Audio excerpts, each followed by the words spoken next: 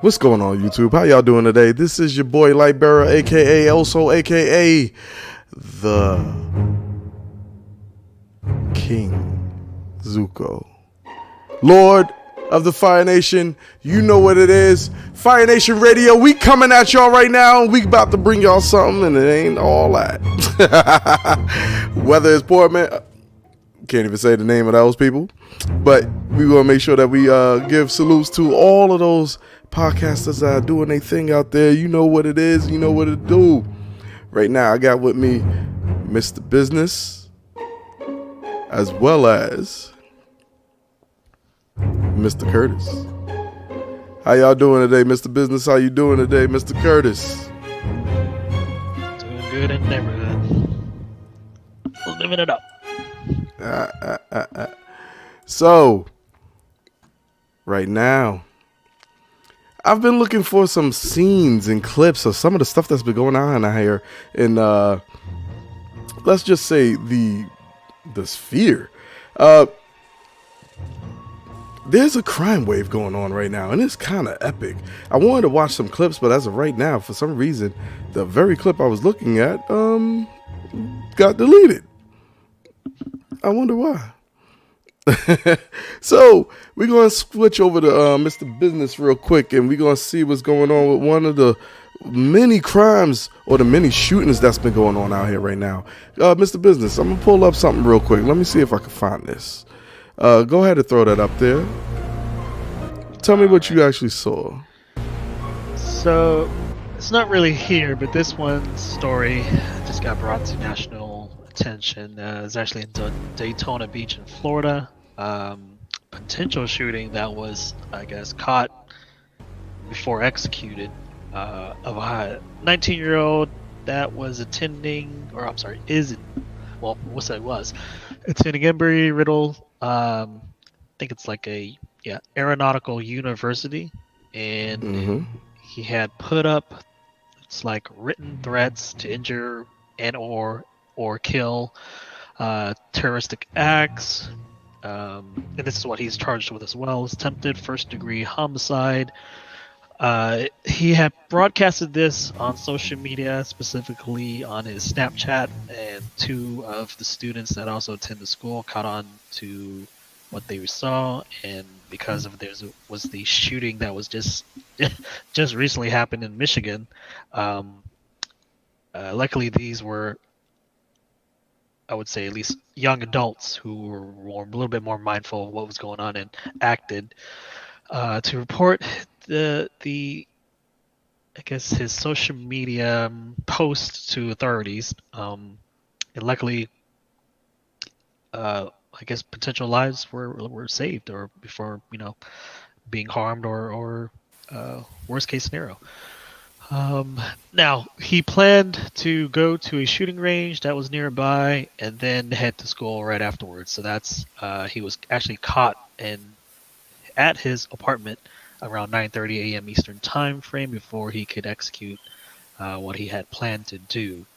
In his book bag, or on him, is a Caltech 9mm turned to a semi-auto rifle. So you can see in the framing, it's like a conversion kit that I think comes a symbol from Caltech, if I believe not. And you have sorry to cut you off. So that's a 9mm handgun with a so it's a handgun. And then it has like a collapsible stock and with a hand barrel attached to it with the extended barrel. How old was see if you can zoom that in a little bit. How old was this young man? 19 years old. Wow. Okay. Interesting. That's crazy. First off, what state was this again? Pardon me. No problem. Florida. Oh, Daytona Beach, West Florida. Yeah, Daytona Beach. Now here's the funny thing, right? One of the I have not heard once the race of this shooter. Well, we already know what the race is. Pardon me, because sorry to cut you off.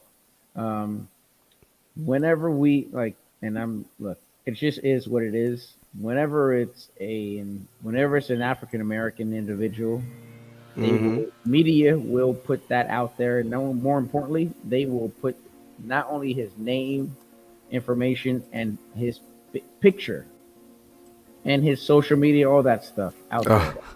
And there we have it. But whenever it is a Caucasian male, they will not release his picture immediately. And he's a neckbeard. So, you know, Goodness.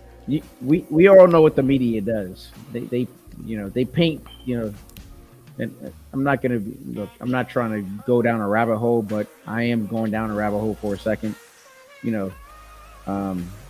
They paint African American males as savages, but the real savages are not African American males. I mean, if we want to study history, like, come on. But remember, the media. What the media does is they focus on what they want to put out there and what their agenda is.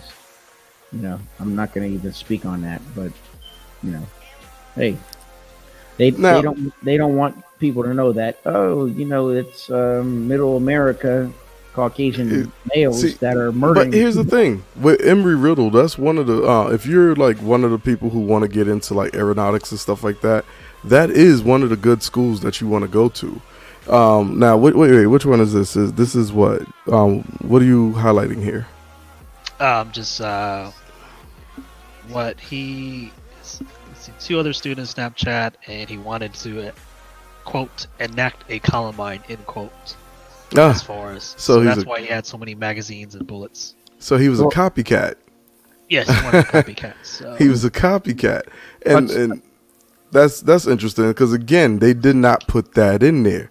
They're not painting this guy with the certain light that they should. But then when you look at other things that's going on out here, when they talk about the smash and the grabs and all, and the deaths and the killings and the shootings and the robberies, they're all of a sudden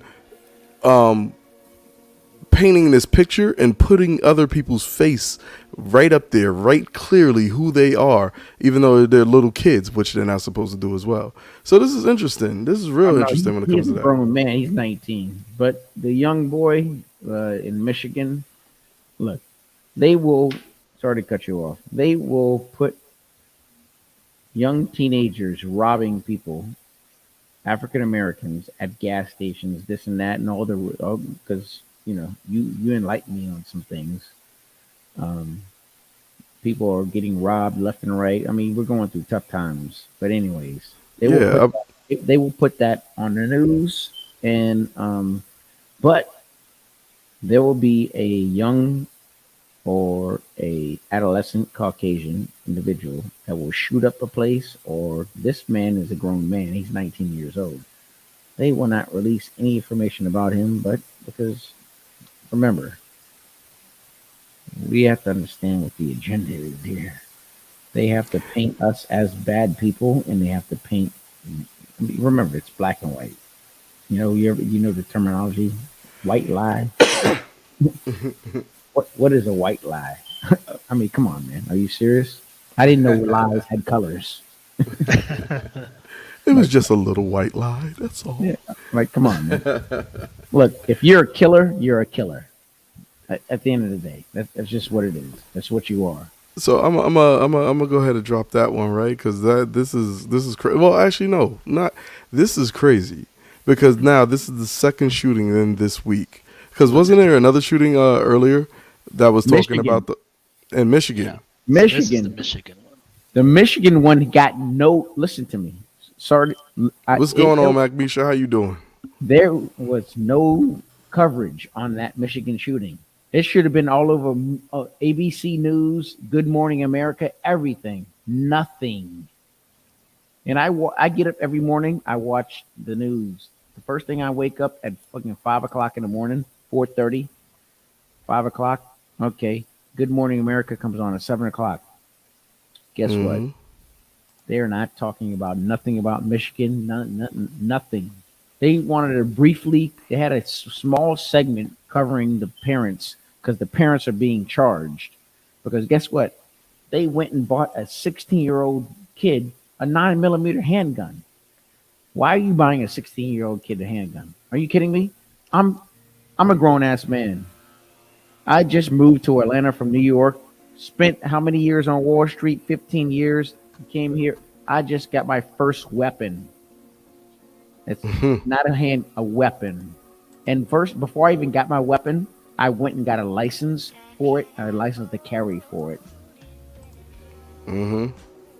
I would never. I have an 18-year-old son. I would never go buy a weapon for my 18-year-old son. What I would do is I would train him properly, take him to the gun range, and then when I feel you have the right to own a weapon, then we get you a license and you can own a weapon. But now I will say this part right here. Once I have children, let's say it like that, one of the main things that you need to do, in my opinion, is definitely teach your children how to shoot a weapon, and that, in my opinion, that's period. It has to happen. So it has to happen early, and pretty much that's it. There's no more to it than that. Mac Misha, I'm go ahead and just give you a wrench off rip because we know how you do anyway. But now we had, like, how, in anybody else's opinion, we just had 2 shootings and it's almost like nothing. It's like we're become numb to it almost. And it's a common thing. It's just sorry to cut you off. It's just okay. Oh, it's expected to happen, and it's just what it is. Go ahead. I think it's similar to when we were more active in Middle East, like Afghanistan. You would hear, "Oh, soldiers! How many soldiers died from a bomb going off?" You know, after a while, you're right. like, "Oh, same thing, over and over again," and then you're like, "Well, isn't that regular?" Which is pretty awful because, I mean, you don't, unless you knew those specific soldiers have had a direct connection with them, whether related, friends, etc., associates, we've just grown numb to it. So, you know, even if they show the faces of some of these soldiers, you have no connection to them, so you're just And as a modern society, I feel like that's, you know, it's pretty messed up that we don't even care for our fellow, let's say, citizens or even, you know, soldiers, because in a way they are expected to have a shorter life expectancy. But when it comes to kids, you know, more and more shootings are occurring every year, and I'll pull the statistics numbers up a little bit. It's kind of bearing the same fruit. We just, you know, oh, how many this week? 2, 3? Oh, you know, like 5 it was last week. You know, they got to do, you know, as awful as a joke line this is, you know, oh, they got to do better. But it's we're becoming too numb to this. I don't think it. You know, it's funny. Sorry to cut you off. Let me interject real quick. I think part of it is a numb thing, but also what I think is that people don't want to talk about this. They don't want to talk about Middle America. Middle America kids going and shooting up their schools. Because guess what? They can't point the finger at a different race, a different nationality. They can't do it. It's a look in the mirror. It's exactly what it is. Because guess what? Oh, remember opioids? This and that? Nope. When opioids, the epidemic hit. What did it hit? Middle America, Caucasians. And it hit hard. It came back with a passion. Guess They're out what? there doing ice and, well, if you know what ice is, you know, what was the name of that TV show back in the day that everybody loved? Heisenberg, I'm sorry. I keep thinking Walking Dead, and I know it's not Walking Dead. Heisenberg. Man, he was making a whole bunch of meth. Right now, the Middle America is indulging in meth and heroin like crazy. As a matter of fact, the highest amount of heroin that has been brought in and out of the Americas has been at this point right now, and they're not saying anything about it. They're keeping it shut. As a matter of fact, I look at it like this: Good for you. Because if you would have actually solved this problem when it was a whole situation when y'all were attacking Americans instead of taking care of them the same way you're trying to take care of them now, you would have actually enjoyed the situation of, not even enjoyed, but you would have actually not have suffered as hard as you're going through right now. And I'm just looking at it at the situation of the Americans whom are getting treatment right now, who are being treated as if this is a disease right now. They're all just like falling apart. And it's okay. That's what happens. It is what it is. So that's how we're going to look at this. It's a cash cow. Remember, pharmaceutical industry is not in, they're not in curing disease. They are in the business of getting more customers. I'm from Wall Street. I know this. Why? Look at the numbers. The numbers are right there. Opioid epidemic. Guess what? When we had crack back in the days, they were putting us in jail. Guess what? That's the black community, right? Black Hispanics.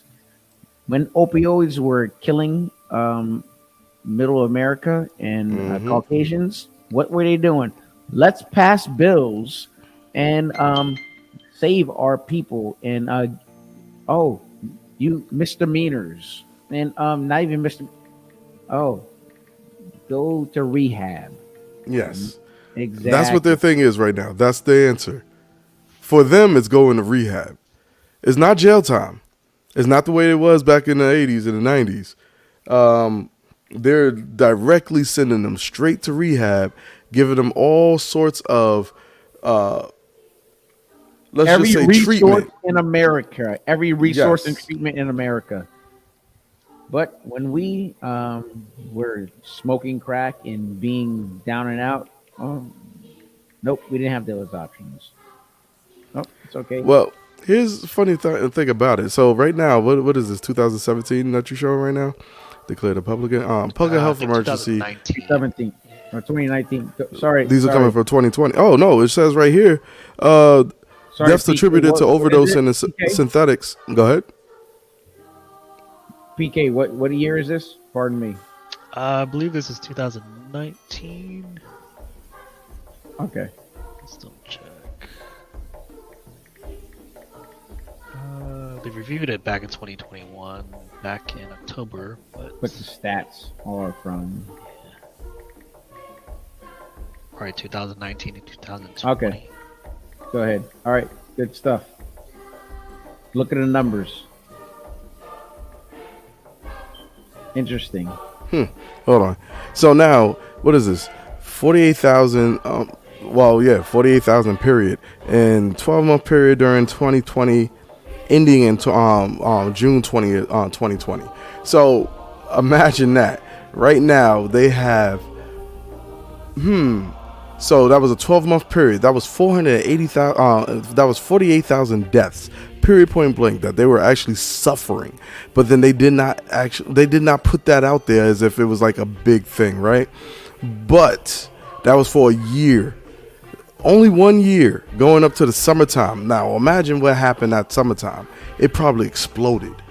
They were going crazy with the synthetics and the opioids and everything else. And synthetic opioids, usually they mean those were pills that they actually made. So it'll be like what was that? Fentanyl. I want to say oxycodone and so on and so forth. That's the pills that that's what they mean by synthetic opioids. Now, you have other situations that are like just ripping through their whole community when it comes to the Midwest, and it's definitely heroin. But they're not talking about the epidemic of heroin right now, and it's okay though. So the next thing I wanted to go towards is I wanted to see what y'all thought about this situation of I can't find a direct. I'm looking at it on my phone, but I can't find it when it comes to the internet. But right now, they're saying LAPD advises people not to come to Los Angeles. As a matter of fact, it says it's like the movie Purge. It's crazy. Right now we have people being robbed straight out of. This guy. So the report was on CBSN,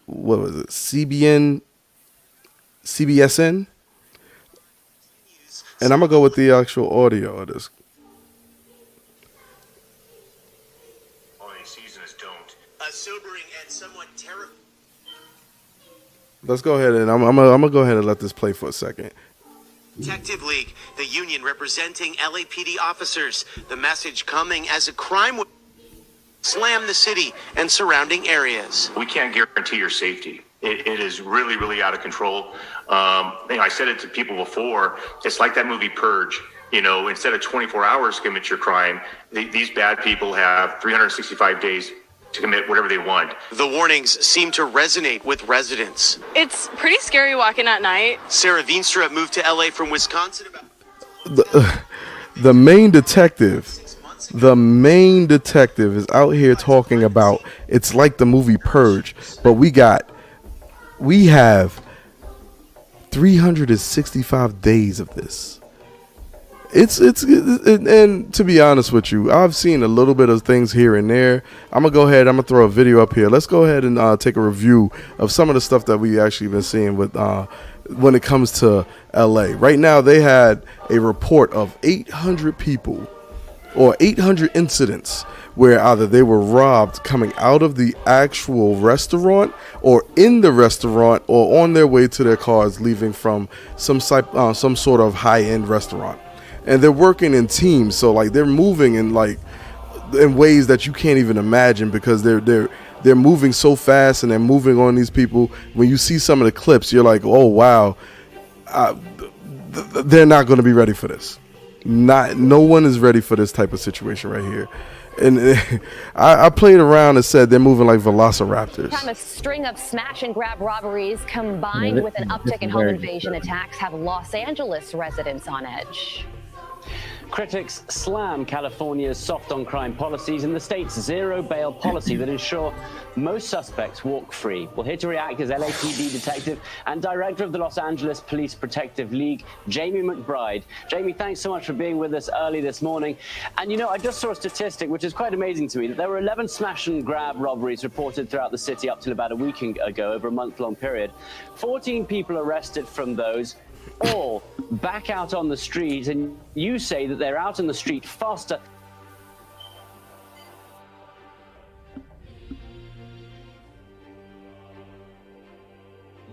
Than the paperwork can be done. Explain.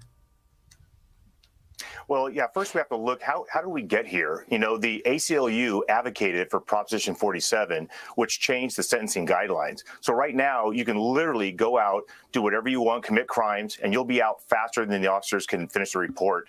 And that's a fact. We're wondering, how many times does somebody have to be arrested here in LA before they stay in jail? It's sad to say, but it's almost safer to hang out with Alec Baldwin on a movie set than to go shopping in Los Angeles right now. That's how crazy it is. It is so violent. We're telling people don't visit because we don't think we can keep you safe right now. And that's just sad to say. Well, Detective, in Los Angeles, you have zero bail because of COVID. You mentioned Prop 47.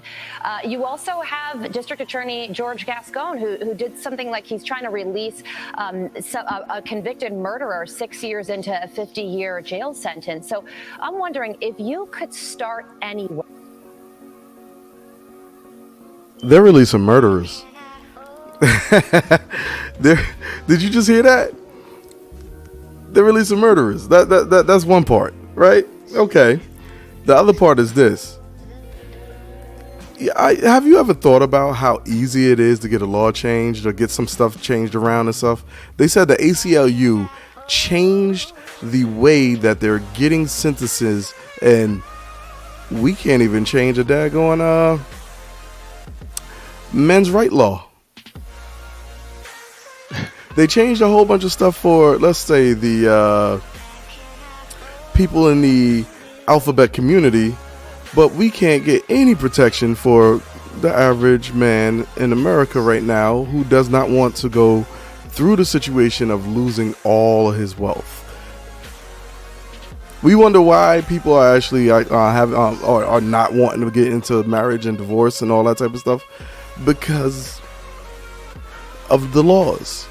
But for the people who are actually damaging this place, for the situations that are actually bringing us into a state of pretty much emergency, we're letting them go. We're letting them be free, and we're taking it out all on the people who are actually average citizens. How can an average citizen in LA County right now even protect themselves? Think about that part. They can't have guns usually.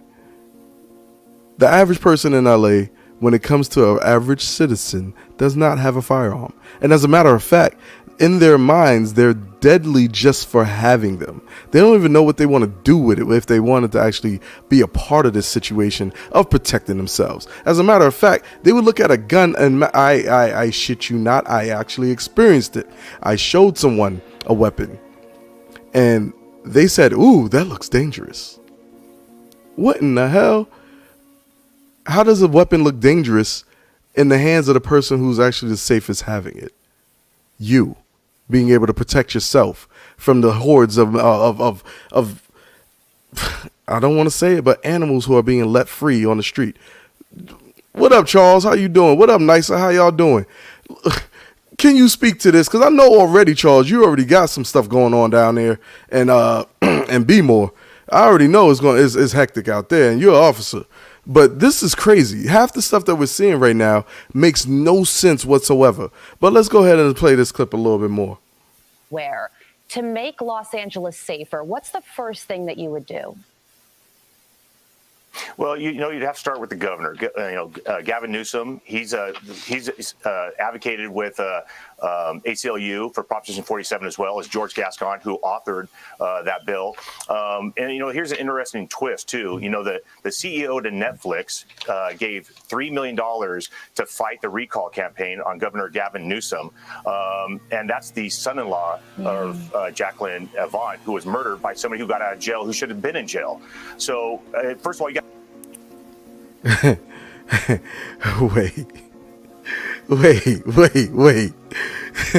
So Netflix, the son of is up there right now, Jacqueline Vaughn. So Jacqueline Vaughn was actually murdered. Mr. Business, because we know you got this on point. Could you bring up the situation, if you could find that, the situation of Jacqueline Vaughn being murdered? Yeah, give me a second. Now, this person was murdered, and then their family member gave funds to a situation that actually contributed to the death of their family members. Now, I don't know if you're actually thinking the same thing I'm thinking, because it sounds really weird that they would actually help Gavin when his very... Think about Gavin like this. If you aren't familiar with what a governor is a person that is the president of the state. So if you need any other explanation than that, just take it like that. He is the president of the state of California.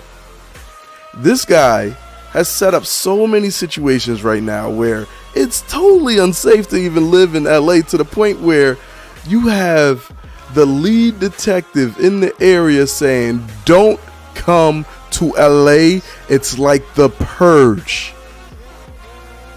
This is ridiculous. I love it, actually.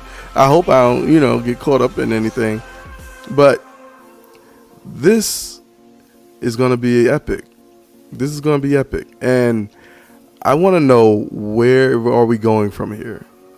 What can you guess will be the next thing? Because we got pretty much everywhere else where there's high crime, they're not going to talk about it because it's in, middle America and stuff like that. And nobody cares about middle America, of course. Right? Is that it right there? Yeah. So nobody cares about middle America. So how long ago was this situation with Jacqueline Vaughn? Let's see. Because as of right now, we have people being robbed right outside of restaurants. Like, I wanted to know what was the name of that other restaurant? I keep thinking about it. Mastro's. We have situations where they're just walking into the restaurant as they're sitting eating their meals, and they're robbing them at the tables as it happens, as they're enjoying their nights. We have, like I just showed before, a bunch of smash and grabs. We have, oh yeah, I do actually remember seeing something like this. This was December 1st, so. And this is recent. Very recent, yes. Woo! We're gonna have to go through some things, man. One of the things that's gonna have to happen is, I know like a lot of people they're gonna go against this one in particular, but I said this maybe a year ago. Matter of fact, when COVID started to get really bad, you need to find your tribe. You need to find your tribe. You need to weapon up, especially if you're in areas where you're in a metropolitan area. Because I know back home in New York, it's the same way there too. And there's nowhere to run there. You can't hide there. It's all gridded off. I wish Charles would come up and tell us a little bit about what was going on out there in Baltimore, because I know that's probably hectic as well. We haven't even asked him that much about that type of stuff. But if you like the content, because we're going to go back to this situation of, if you like the content, like, subscribe, hit the notification bell. I know I went too far into this before I actually said this particular thing. And make sure that you share it if you're on YouTube or if you're on Facebook. Because right about now we're trying to build up a little bit. And we're going to make sure that we... who's this, Eric? That's Jacqueline Avant to the left, and her husband Clarence. علامة تعجب منكم علامة أليس الله ينتقم. Netflix. Hold on. I don't even know what that is, but anyway, so yeah, so go ahead and tell us what's going on. All right, so it looks like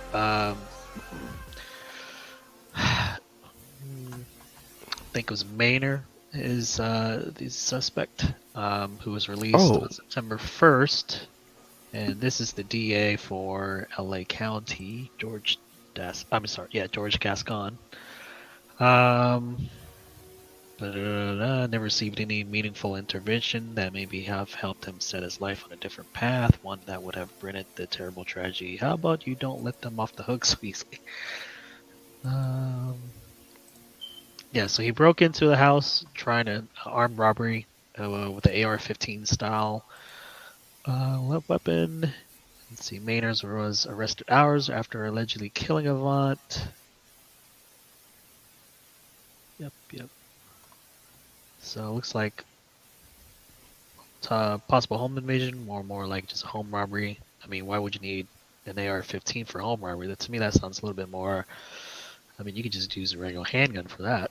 So either he was expecting a lot more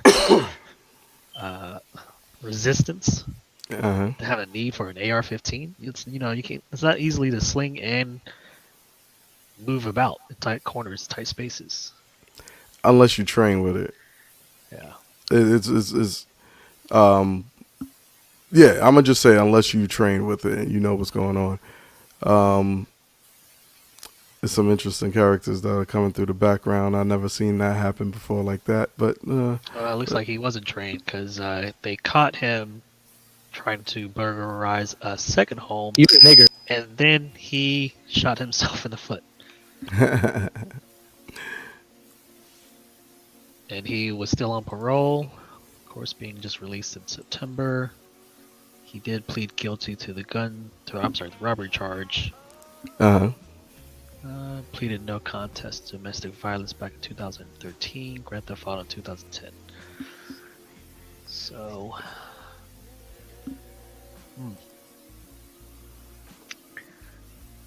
Yo, oh, okay. So there's a situation that's going on that's very interesting. I think somebody has like multiple accounts and they're trying to come into the chat. So this is interesting. I'm gonna see how fast and how quick he is with his insults as he actually comes in and gets pretty much kicked back out.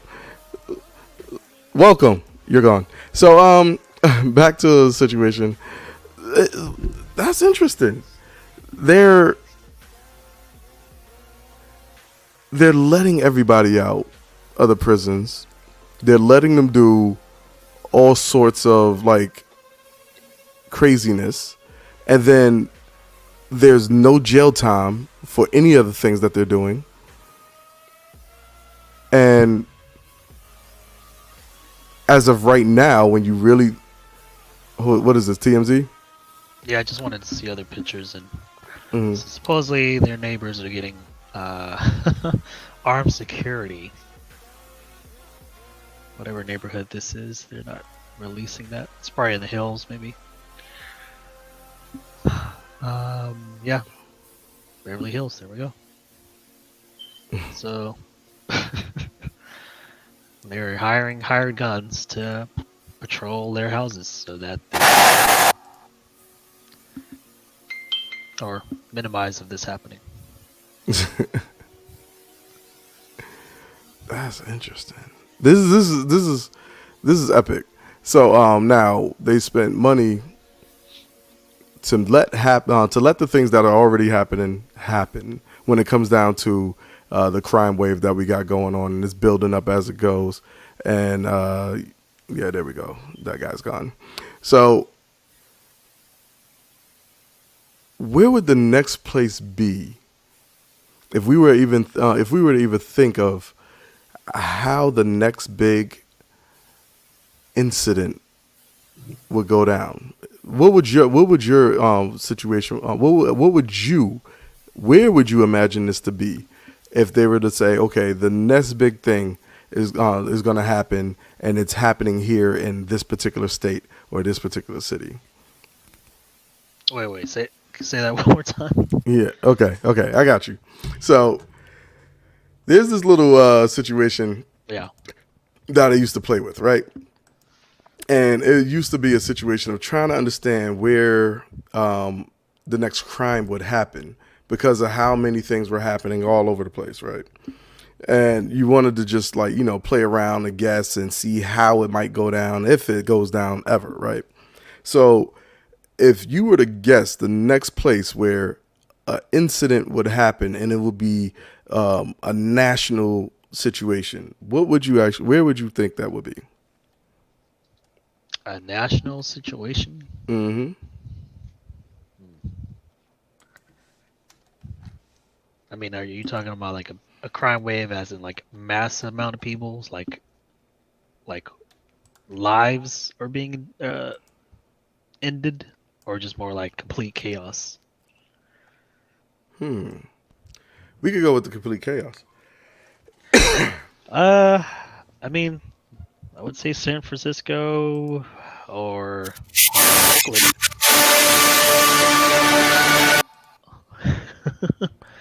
Oakland is about that's rising on the rise. The Wait, is this Charles? It's Charles. That guy's good. He's good. I don't know how many accounts he has, but wow. So the outside areas out of San Francisco, I think, are going to be getting hit the hardest, right? Because you have cost of living so high that even CEOs are kind of homeless, living in their cars, making over six figures, but yet they can't afford to live in San Francisco city proper. Everybody has to go through the Bay Bridges, and because of that, the gap is ridiculously wide between the different classes. So, as that gap widens further and further, and the lower class, and if they don't have jobs to keep up with, what we're about to have another round or two of inflation. Mm-hmm. You can't pay your rent on your house, your rent on your apartment, you're going to be kicked out. What do you got to do to survive? And think about this times 50 or 100, 200, 300 across all those neighborhoods up there. You know, they're going to be trying to go into these residentials that have a way higher income. Or maybe they're doing like these flash mob robberies more and more and more. That's going to be an everyday thing then, I guess, you know. What police force is large enough to be assembled to stop 50 cars, and let's just say 50 cars with 50 drivers and another 50 people scrambling to smash up a jewelry store? You know, that's not a chain, you know, so they don't have insurance to that degree. Right? Mm-hmm. It doesn't even have to be these high-end stores. They could be a mix, because they're going not only just high-end stores, they're also going mop and pop shops with like low security, not even a security guard, low security systems place. They're just, the amount of speed in which they're actually doing this too is very interesting. I want to know so they're organizing online. That's the other thing. And how they're organizing is the part that's actually surprising me. Like, where are they going to actually do this particular thing, and what websites are there? I don't want to snitch or nothing like that, but I just want to know, how are they so organized? How are these kids just jumping in and out of these situations? Because from what I saw, they were kids. These are straight kids. So it's real interesting just to figure out how they're doing all the stuff that they're doing. I think it's a mastermind to play, because what is it? If you were to, and also because they lowered down the charges, if you're a minor and then what is it, thefts under, I'll find the exact number. Let's say it's under 1,000 per each, you know. So, okay, well, they're stealing between mid to high end items, but maybe they're only $1,500, and supposedly that, I think the charges, let's just say I'm throwing a random number. We'll look up the actual number back. The actual number is 3,000 for any actual real hard time, but because they're minors, you know, I think I want to say there's someone who has been planning this. These aren't just regular, just grab everything and kind of split. You know, these infiltrations, these, you know, setups, make sure they get stolen cars, they get fake plates, right? Because if you get, you know, if let's say like in the movies where they would kidnap somebody, they would just steal a car randomly from some neighborhood, and then once that car is kind of reported, they burn the car. When not same issue, right? Because you just steal another cheap car that's not identified, and that's not going to get the tag spotlighted. So they keep throwing cops off their trail, because one, you know, they might be using cars that can't just be easily identified, because they just, you know, all right, you know, or say like used cars. Now I know they've probably gone up in price, but say if you were able to get cheap, what's it called? Cheap whip for like less than $5,000 or $6,000. You've already pulled in maybe $20,000 on that last job. Rinse and repeat.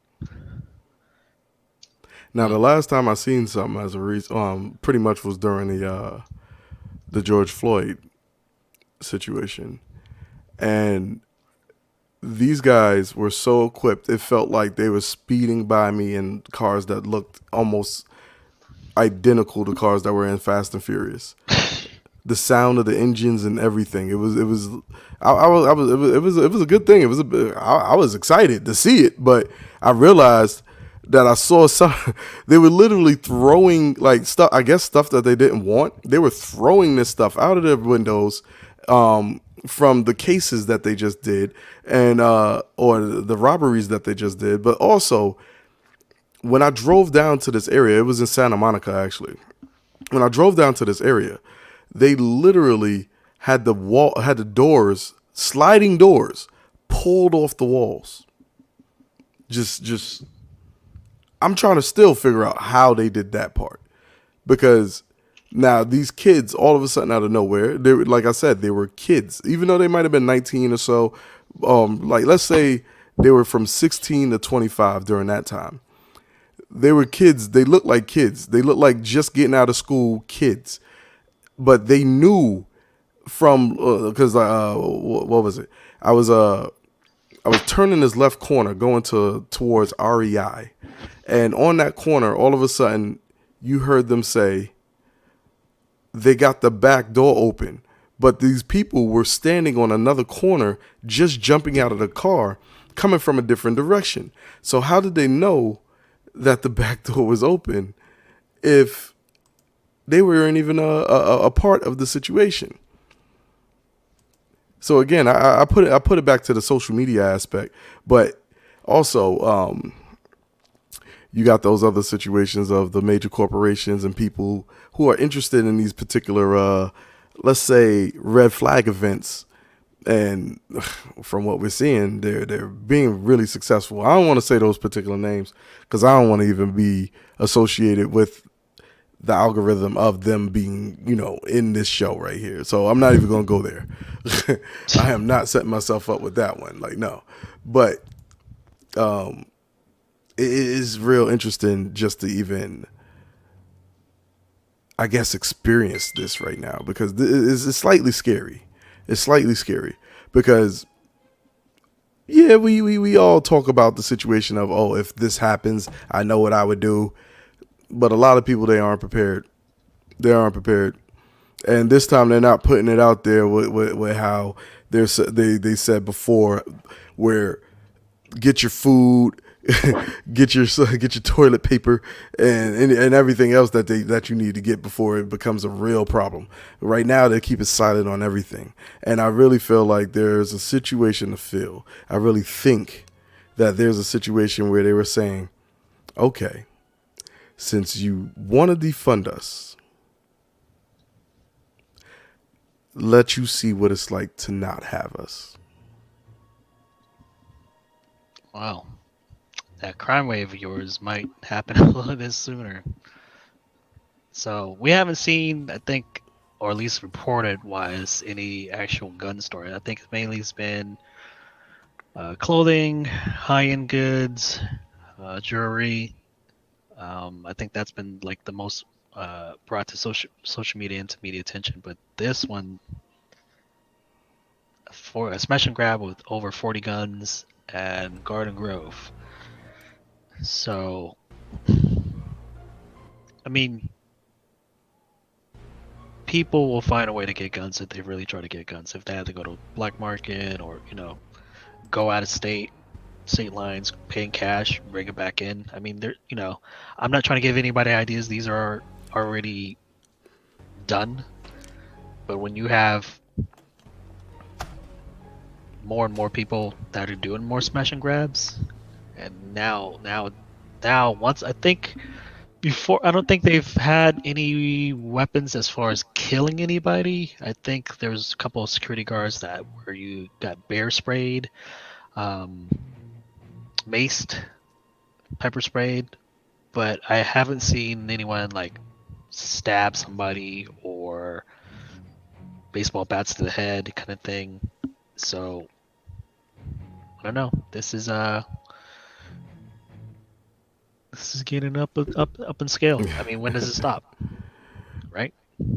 Oh man, when I say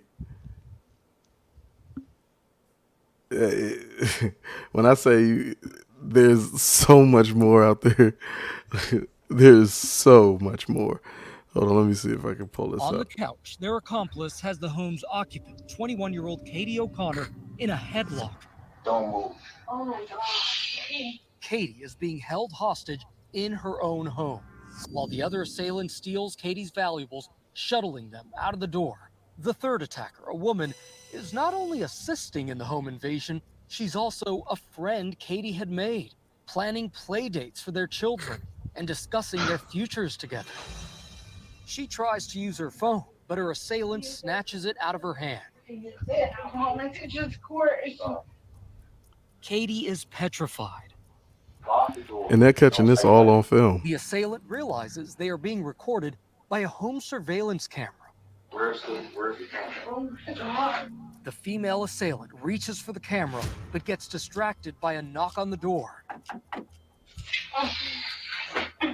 It's the other assailant coming back to steal more of Katie's belongings.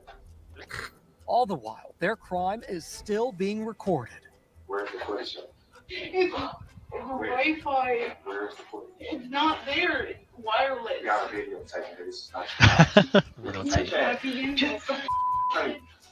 The woman finally pulls the camera off the wall, but fails to turn it off. Get Yeah. the tape, Tara. No, I'm telling you that it's Wi-Fi. Why are you There's doing no this? tapes When they nowadays, realize bro. they can't take the footage with them, their alliance dissolves. You did this. Really? Now they start turning on each other. Turn on each other. The trio He has finally earned a turns headlock, off he the says he camera, doesn't but rob it's too people. late.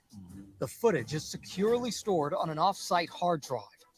The attackers leave with cash Katie had saved for school and rent. They also take tools and a safe. Katie is unharmed. The woman, Cheyenne Marie Watts, is apprehended 2 weeks later. She is charged with robbery, attempting to use a stolen identity, and identity theft. She is sentenced to 3 years, 7 months in prison. Police also arrest Joe Banks. He is charged with robbery. He was sentenced to 2 years and 3 months. It is believed that Banks is the man seen removing property from Katie's home. The other accomplice is He has still some at time to large. grow some hair, huh? This is crazy. Oh, okay. Wait. That was in 2000. Wow. So, I guess when that one guy back in the day said, "Hide your kids or hide your wife," they really meant it nowadays, you know. So, oh, we in for a treat, boy. We are This in man for a looks treat. like No, I mean that's actually smart of her to have a camera right there. So even if it's maybe more just a pet cam, like it Mhm. seems like nowadays you have to prove even without a doubt, even with footage. I mean you have to like right in their face. I mean it's almost like you have to give them a knife so they can kind of stab you to where like it's now attempted murder so that they get charged with something a little bit more. You know, it's like Because especially now, they are getting off. yeah, it's Okay. just slap on the wrist and then they're just released. So both DAs in San Francisco and LA are so many attempted recalls. Yeah, I don't know. I don't know, man. crazy. Just maybe Here- it's gonna here's take another someone one. that's gonna be like the Joker It- for them to pay attention. At 11. And right now at 11 o'clock, a mother pushing a stroller is followed home and robbed in her own driveway. This happened over the weekend. The robbery caught on camera in Hancock Park. Good evening. I'm Chuck Henry. And I'm Carolyn Johnson. Colleen has the night off. Let's get right to NBC4's Robert Kovacic in Hancock Park for us with more of this video. Robert. Carolyn and Chuck, as you know, we have been.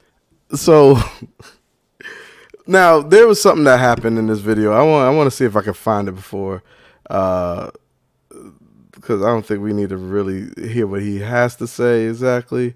It's the way it went down is really interesting to me. So when she walked into her driving parking lot, right? She opened the gate. Okay, this is an even wider shot. She appears to entertain her infant with a dance. The happy moment will be short-lived.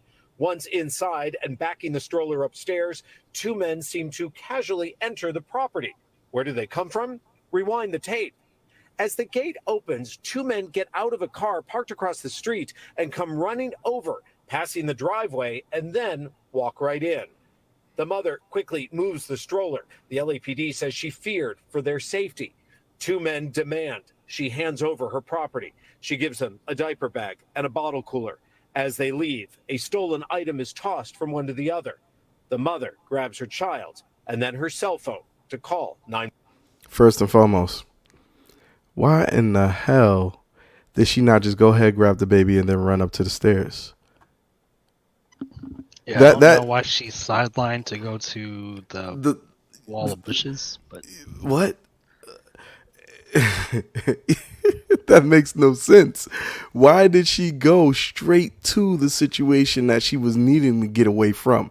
That right there just showed me some sort of lack of knowledge or a lack of experience, maybe, or it's. Have you ever seen that before? Have you ever seen somebody run straight into the danger in which they were supposed to be going away from? That was. I'm befuddled in a way. It makes no sense. If you look at this again, I remember watching this at another point, and when she did this, it just made I'm like, okay, just grab the baby, run upstairs. Like, don't lead a straddle. I mean, lead a stroller, grab the baby, run upstairs, and I'm having child, and then her cell phone to call 911. And those robbers took off in that silver sedan with tinted windows. Cell phone to call 911. As they leave, a stolen item is tossed from a diaper bag and a bottle cooler. As they leave, no, it's not there. It's since right she here. feared for their safety. What was this? Now I know we armchair quarterback in this situation, and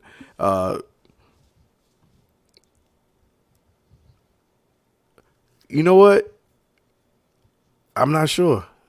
We got Taylor the Natural in here. He said they might have spoken to her. I'm not sure, but with the amount of space and time that she had, she could have moved a little bit quickly and but she was trying to entertain her children, so maybe that's what it is. She just did not know what to do because she's never been in a situation like this before, and that leads to her being in a dangerous situation and then getting herself in a more threatening situation because they don't know what dangers they're walking themselves into. Yeah, they just feel that safe in that neighborhood. No pepper spray, no whistle, nothing, no.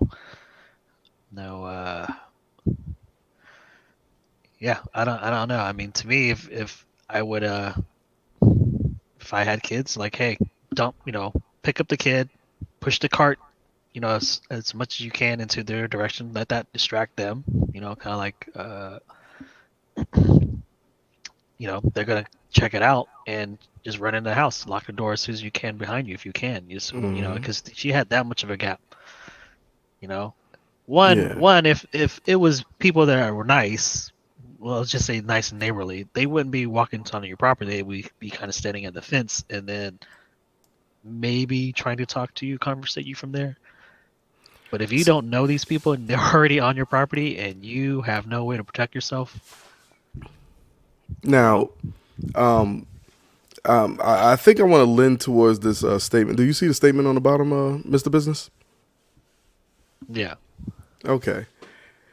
Now, because of the situations that's going on today, I understand that some people are going to be more aware today. But off rip, just me being me, one of the things that let's just say, for instance, when she walked into that area, right? Let's go ahead and we're going to zoom in on this real quick. We're going to make this bigger, right? When she walked into this area, she should have already been trying to make sure that the gate was closing again. Once they passed these gates, it was already a dangerous situation. They weren't invited in the first place. She knows who's going to come in and out of her home, especially in a place like this.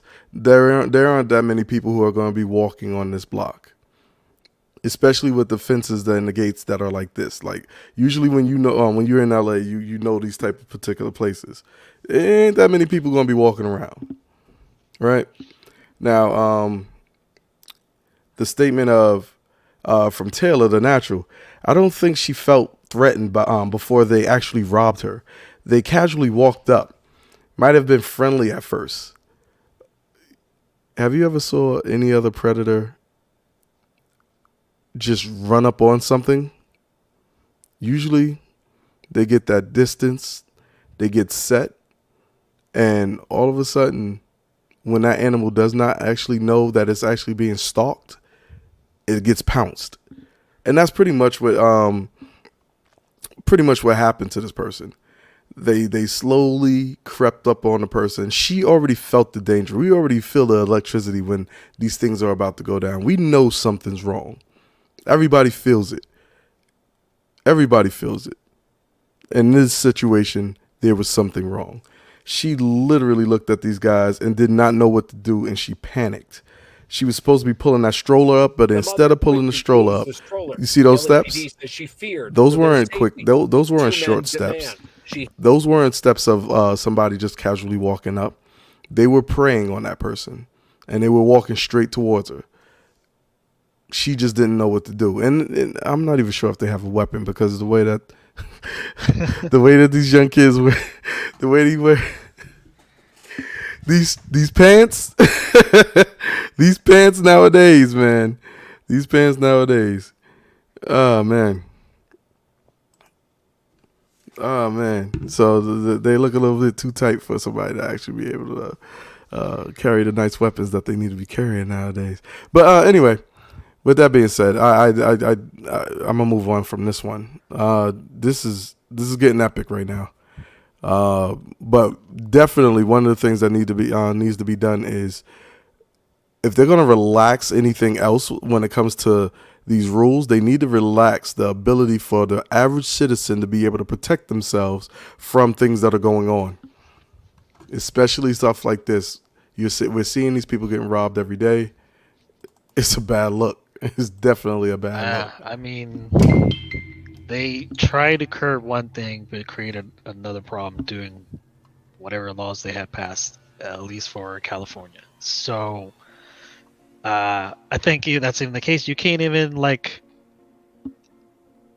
I think it's in the South, you can't just shoot somebody on your property. They have to be inside your house or something like that to an effect. But I think in LA, the castle they law. have to literally be not in your hallway, not in your kitchen, not in your living room. They have to be in your bedroom. And this is after you have stated the words, "Do not come any further. I have a weapon, etc., etc. I will defend myself." Almost like, I kind of don't want to use this analogy, but it's almost like, because of the Me Too movement and all that, you can't even want passing to the driveway. make, let's just say, about to have sexual intercourse with a woman, you have to kind of give consent. It's almost like you have to consent to get robbed, to get robbed, so you can defend yourself. It's like Home Alone effect. You got to get them to chase you inside the house, and then you got to, like, trip and fall, so you look like an easy target. But then you do a roll, shoulder roll. You flip right back up, grab the weapon in the hallway, let them lead them to the bedroom, and then like I think it's in Scary Movie, the parody. There's on the nightstand there was like an apple, a banana, and a knife, and the villain first picked up a banana. So it's kind of like he's gonna have to pick up a knife to threaten you with, and it's like that. It's like you have to push it to that circumstance and that far of a degree just to defend yourself. But the thing about it is this: why do they have to go that far to be able to? Why does the average person, the person who's not going to be doing anything to anyone, the person who's not going to be aiming to threaten another person in society, why does the average person have to go through so many lengths, so many hoops, just to protect themselves from somebody who's a predator? Yeah, I'm lost on that, man. You see how much sense that makes in a way? I'm sorry, mommy, I didn't see that. You see how much sense that makes in a way? It's going to get to a situation where they've already handicapped a lot of people because they don't know how to be.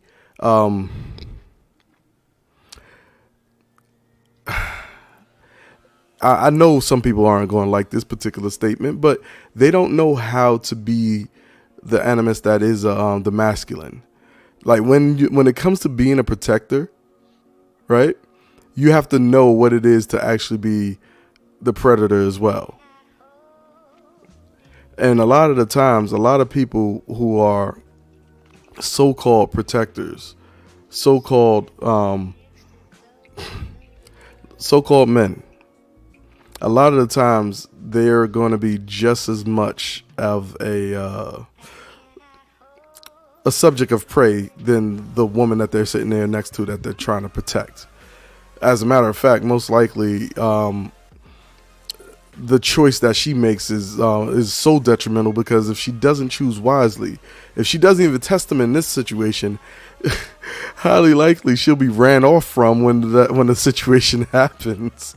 So, like, one of the things that I'm afraid of when it comes down to like a lot of situations when men are supposed to be watching these particular things, and the reason why I'm going in this direction is because she said, Miss Taylor said, trying to understand from a woman's perspective.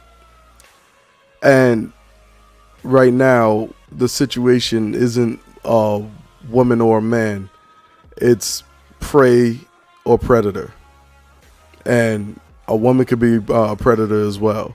And it does not even matter if you really look at it. You have to know how they move in order to protect yourself, so that you don't get put in a situation where you can't predict this the scenarios that will be right in front of you. You know why a lot of men don't like their backs to the doors of a restaurant? It's not because they just don't like the situation of not seeing what's going on or the next lady that's coming in. Usually they want to see the exact body language of anybody that's coming into that room. If they're like a person that was trained like me, they want to know what the body language is. They want to see who the threats are. They want to know where their exits are if they have to actually leave in a timely manner. And these situations are very dire and very important, especially nowadays with the resulting situations that we have coming. Now, I'm not trying to say anything towards these, because, you know, in our space we often have a situation of us men saying like, oh, we're the stronger sex and we're the, you know, dominant, whatever, right? If you don't know how to do these basic things, sometimes you're not even a dominant in the room at that present time. So one of the things is, ladies, it does not matter where you're going, what you're doing. If you call on these particular situations onto yourself, if it's like a look, if it's a attitude, if it's a attraction, these things, regardless of if you're a man or a woman, but I'm just speaking to the ladies right now. These things, the reason why people say certain things to you, like, don't wear that, don't, you know, calm down, or don't like be too loud or anything like that, is most likely in most ways to protect you from not yourself, but the people we can't control. Because there's a bunch of people who are out here who have mental disabilities, who have, you know what, it all really boils down to mental disabilities. Because if they were damaged when they were younger, there's a mental disability. If they came out wrong and they have chemical imbalances, you know, usually it's a mental disability. If they're doing something that is outside of the norm, it's usually a mental disability. And if we can't control this person, if it's just because they're a narcissist, that mental disability of being narcissist is a situation in which you put yourself close to. And because we did not take the due diligence to stop you from putting yourself in a dangerous situation, you got yourself hurt. You got yourself grape aped, and so on and so forth. Now, there's no blame. But we have to be aware, even more now, because of the situations that's going on. There is no way that you can't have your due diligence being set aside at this moment at all. But for the men, your eyes should be wide open. Your peripherals should be definitely paid attention to. You don't have to look directly at people. You can use the side of your eyes to make sure that you're not in danger. And if you see or feel anything that's moving within your range, you should be moving too. The opposite direction, hopefully, not like this lady here, because that was crazy. Moving away from that, Mr. Business, do you remember the situation of Mr. Jesse Simule? Yes, so I believe, actually, let's roll it back. What was it? He had paid two, was it Nigerian dudes? I think so. Yeah, they were Nigerian, as a matter of fact. I mean, did they assault him, or was it more just play or acting? I can't remember the full extent. I don't know if they actually, knocked him around a couple times, but the false engineered hate crime assault that he had executed, and now he's getting, was it 5 years or something like that? Mm-hmm. Well, you know what? No, I don't know if it's 5 years. I want to look this up, as a matter of fact. I wanted to get a quick little response from you and see if you see what you think about this part. Right? Now, this guy, he got 5 counts of what is it? Did you pull it up? Yep. Hold on, because I was trying to find it myself. Yeah, so this guy, 5 counts of a faked attack. Okay, wait, hold on. What are the actual? What did he actually get charged with? That's what I want to know. And whoever kept trying to spam me or whatever like that as y'all came in and stuff, thank you. I'm glad that this is the first one that I actually did, and you hurry up and did it, and I learned how to actually counteract your situation. I appreciate you. Thank you. And by the way, you said the N word with an A. I appreciate you. You didn't get the hard R out because I cut you off fast enough to actually stop you from doing it. Love you, bro. Love you. So back to you, Mr. Business. All right, so let's see. Disorderly conduct charge is a class 4 felony that carries a prison sentence up to 3 years. Give me the whole. Let's see. It's part of the video. I don't think they put the actual content of that. Give me a sec to find this. Oh, it's not that. Well, yeah. So let's just say 5 years. Wow, I can't believe it took that long. 3 years ago. Yeah, it did feel like it was like pretty far away, but I guess the allure of what was the name of that show? Because it was good in the first Empire. Yeah, Empire. It was good in the first 2 seasons, and then when he came, never mind. I live in the land of the alphabet, so I have no real opinions about that yet. I'm gonna just stop there. So what happened with Mr. Juicy? Oh wow. Juicy. But his sister is bomb. Oh my god, I love his sis. Oh my goodness, that girl. Count 1 accuses him of telling responding Chicago police officer Mohammed Baj at around 2:45, some 45 minutes after the perpetrated attack, that he was a victim of a hate crime. 2 attackers put a rope around his neck. Yeah. Count 2 refers to Smollier telling the same officer he was a victim of a battery, describing attackers beating and pouring bleach on him. Counts 3 and 4. Smollier made the same claims, but to a different officer, so lying to two officers now. Count 5 accuses Smollier of again telling Murray at around 7:15 that he was a victim of a battery. Count 6 refers to Smollier reporting to Detective Robert Gaze of.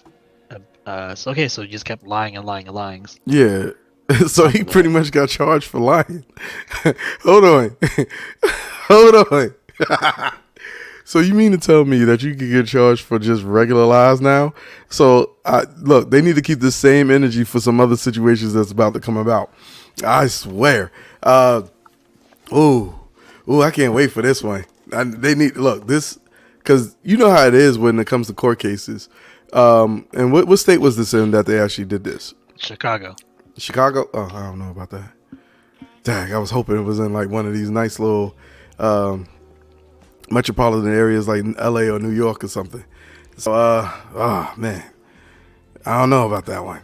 But usually what they do is once a case like this happens and these things in particular are pushed forward, what definitely is going to come about from this is there's more people who are going to be caught up in the same type of situation where they'll use this exact case as a way of arresting someone else or charging someone else. So, a nice little segue to the person who's of the hour at this very moment, Miss Miss April Mason. And I don't know if you know much about Miss April Mason. Do you know about this person, Mr. Business? I know you're not really into the scene or anything like that when it comes to the particular places that I rest my head within the sphere. No, don't. You're gonna have to. Even for the audience, you're gonna have to give us a short little recap.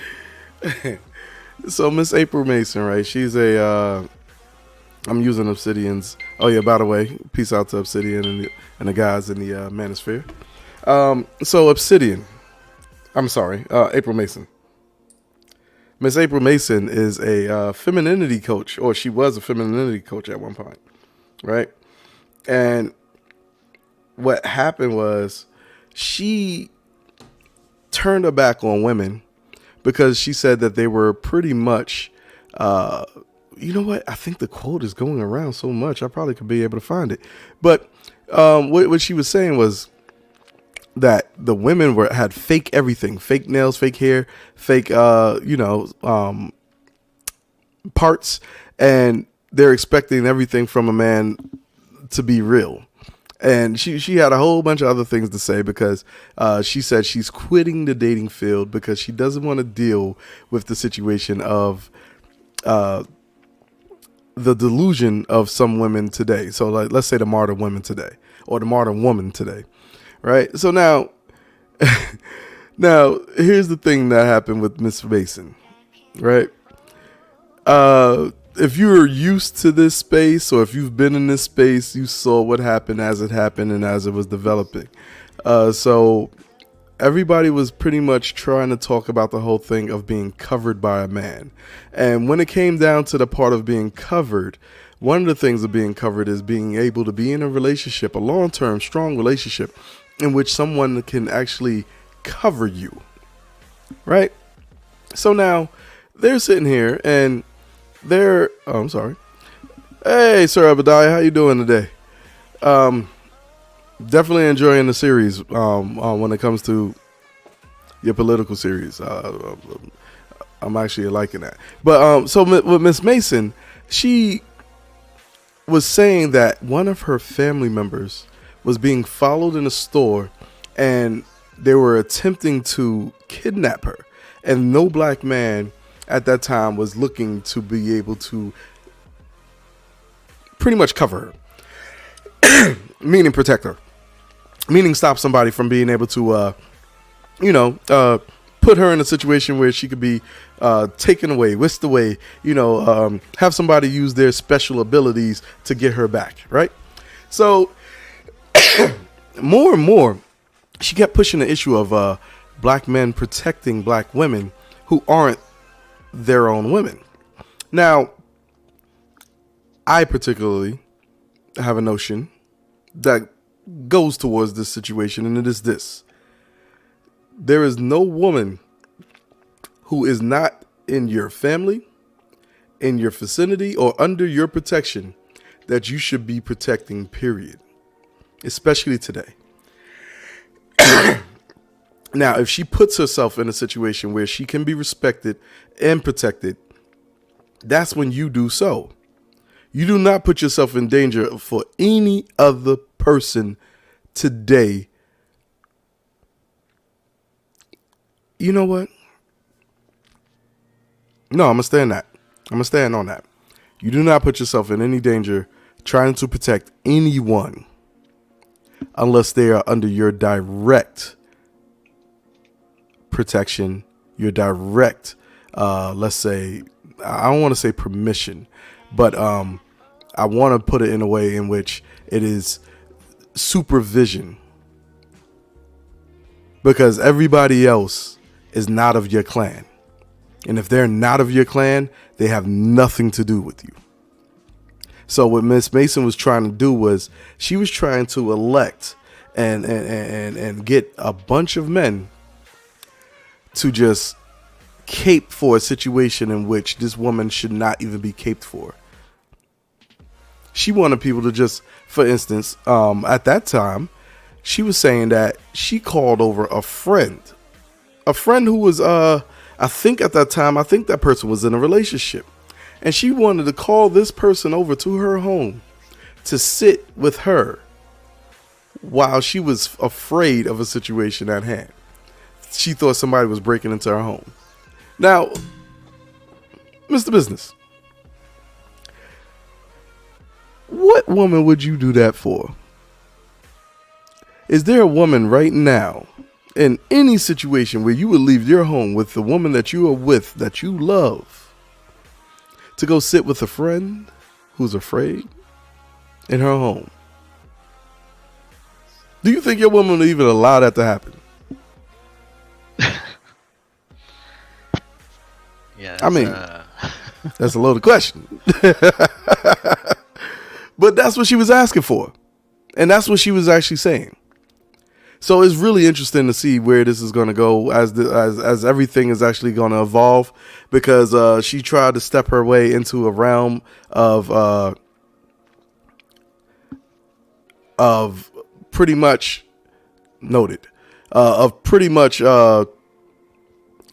using men who aren't hers, who aren't in her situation, to protect her.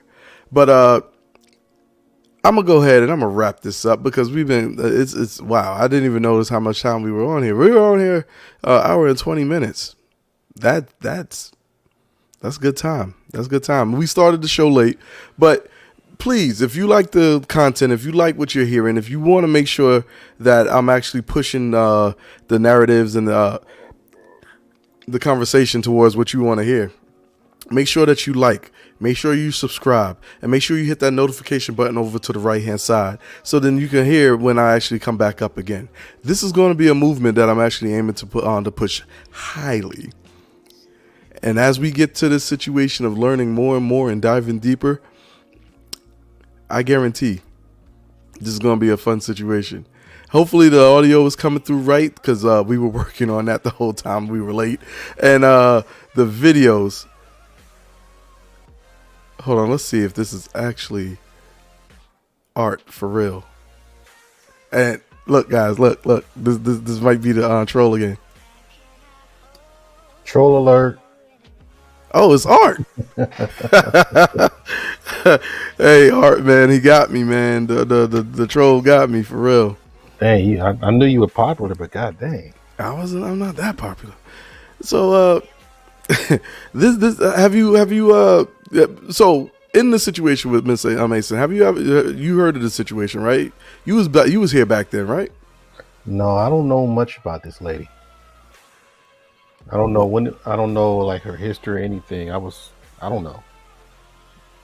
Man, that's why when Kevin came on the TLA, he was sitting there and he was trying to make sure that everybody was aware of the situation. Now I remember the situations as they were happening, and everybody was pretty much unaware of all the things that were going on. But they were, when I say the manosphere was on it, they was on her neck.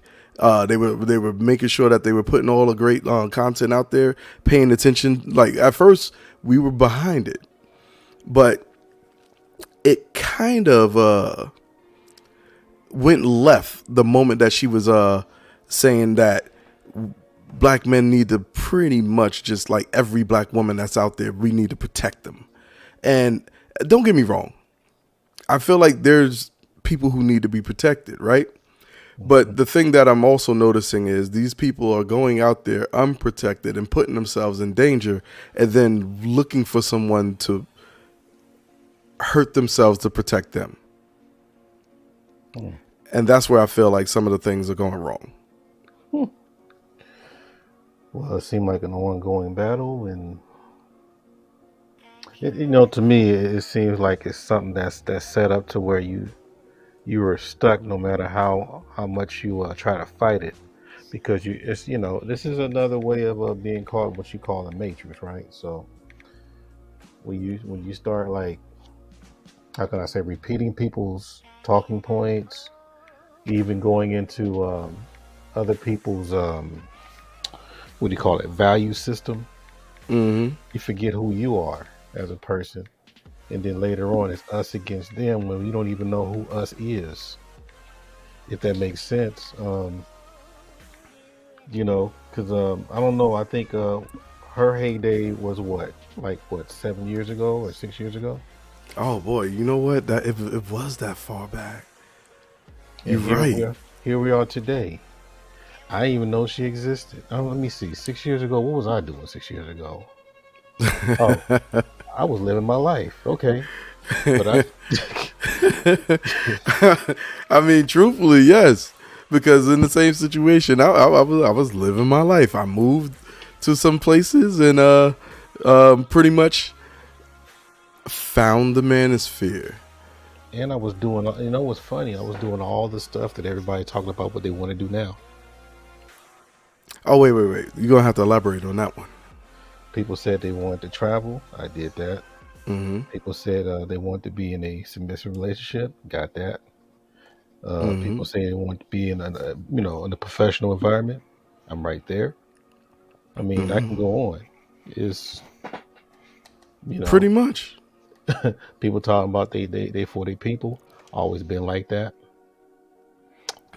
See, but you're when it comes down to it, you're really for your people.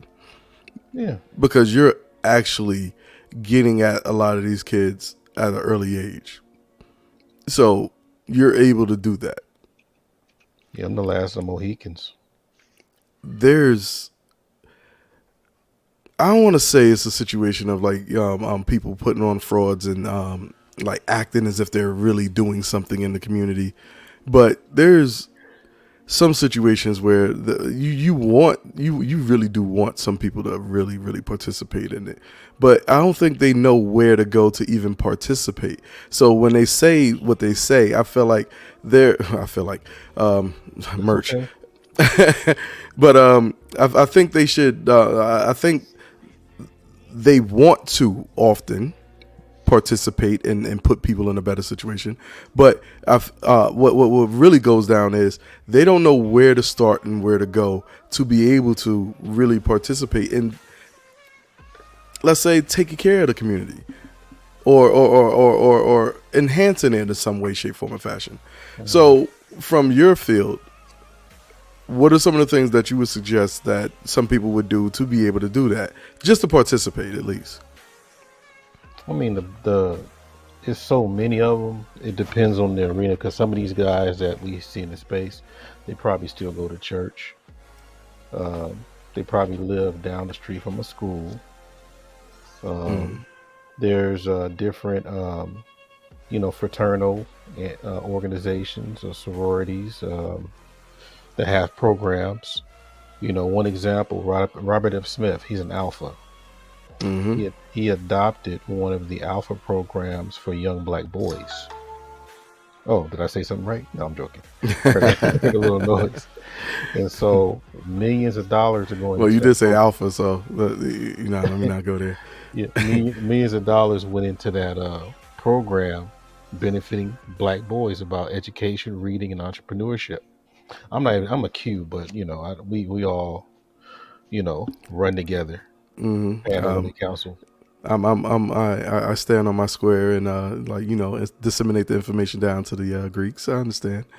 Yeah, we all when it comes to because the main thing is empowerment for your people. And grab people along the way. That's why I kind of look a little sideways when people try to discourage people from even doing that. And I'm like, damn, what have we done to you personally? Especially the ones that I would say the young that has some kind of potential. Why discourage to take them further? Does he have to wear a tie and what do you call it, a sweater and a bow tie for you to say, hey, that's a good little brother? Yeah. Does he have to look like that? So for some people, I feel like they probably do think that way, but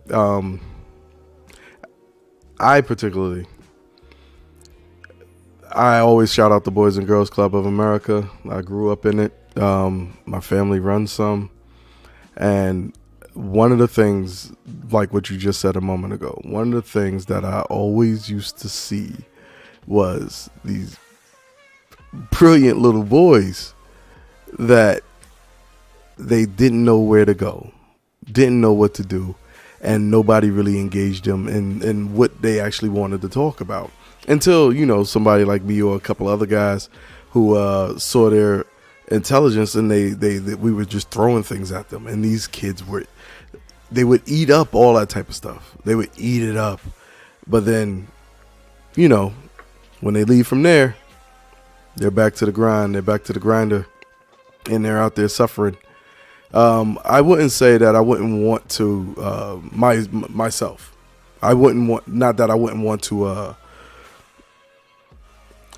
wow, that sounds like a Jesus piece already waiting to happen. But yeah, you would want to save them, right? Especially the ones that want to be saved and have the potential and so on and so forth. But you would want to save the other ones too. But is it a situation?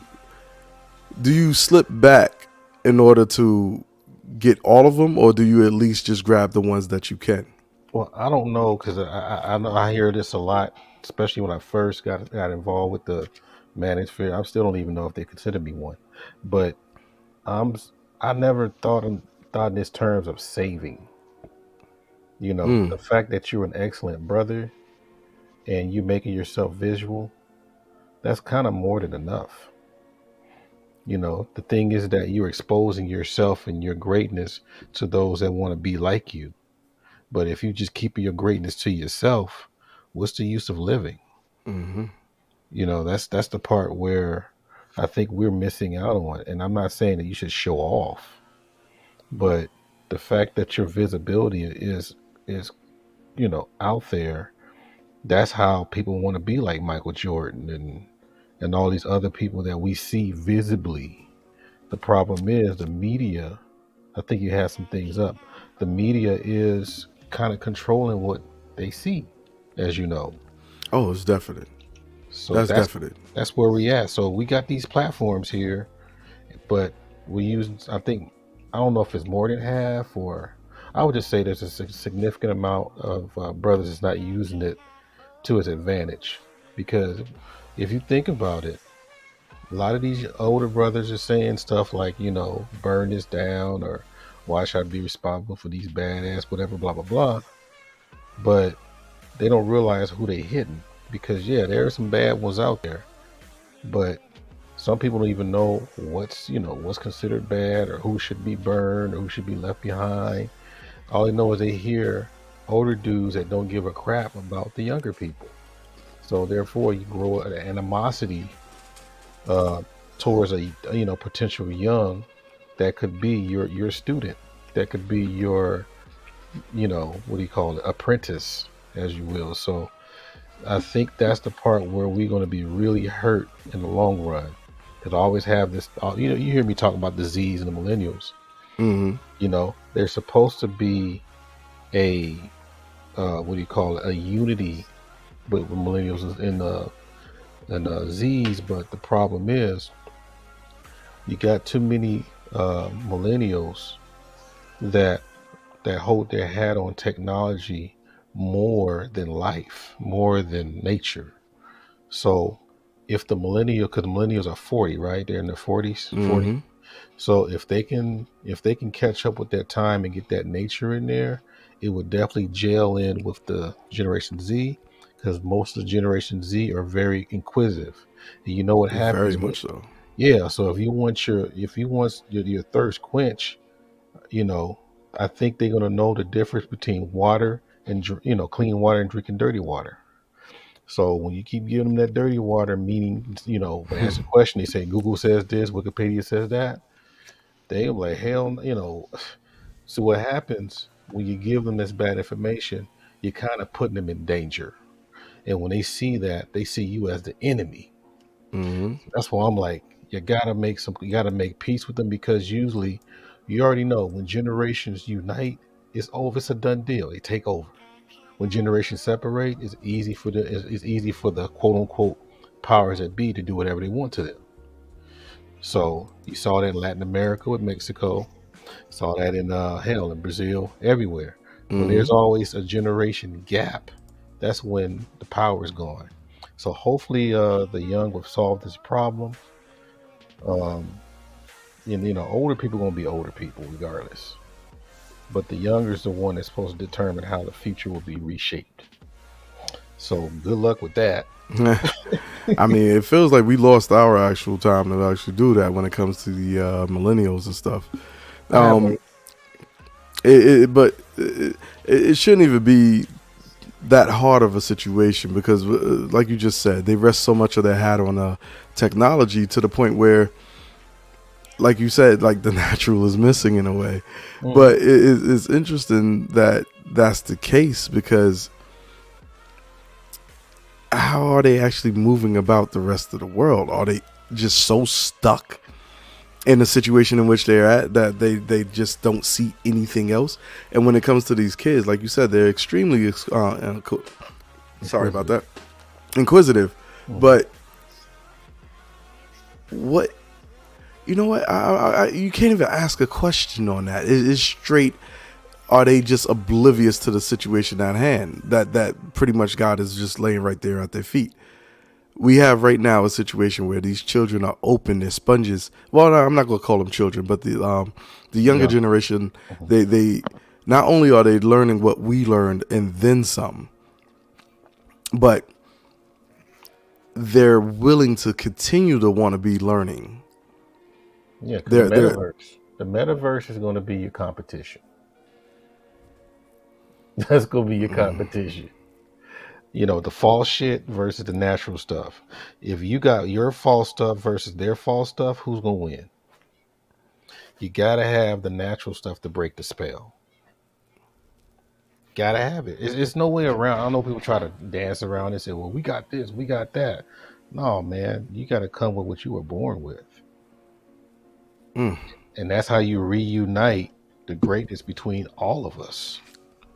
That's always what I always try to push. But hey, to most people, my speech and my talking points are outdated, and I'm like, okay, good luck on what you guys want to do. But you can't reinvent the wheel. That's all I'm saying. Hey, I don't know if it's outdated. And well, that's what they tell. That's what I kind of hear every now and then when I say these things. I know, and you know how we are. What is our talking points? What is it? If I never heard of it, it must not be true. If I don't like it, it's not true. Or what's the best one? If I don't like you, you must not be telling the truth.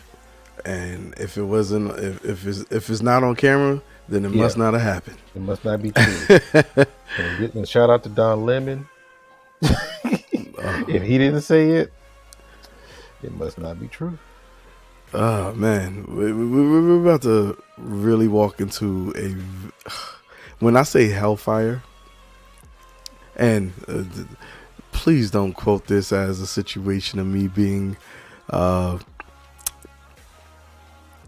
I don't want to say facetious, but at the same time, I don't want to say ultra spiritual as well. But we're about to walk into some situations that a lot of people ain't ready for. A lot of people ain't ready for it, and definitely trying to bring together the youth so that they can learn skills to be able to work together is going to be something that needs to be pushed. And to be honest with you, I'm kind of seeing that they are. Yeah, my whole thing's empowerment. Have you? Yeah, because they can't be apprentices as long as we were. But go ahead. Oh no, not at all. But have you seen the situations where they have been? What is this? I'm sorry. How do you stop people from just like posting crazy stuff on your stuff? Oh, you gotta report. You gotta flag them. Okay.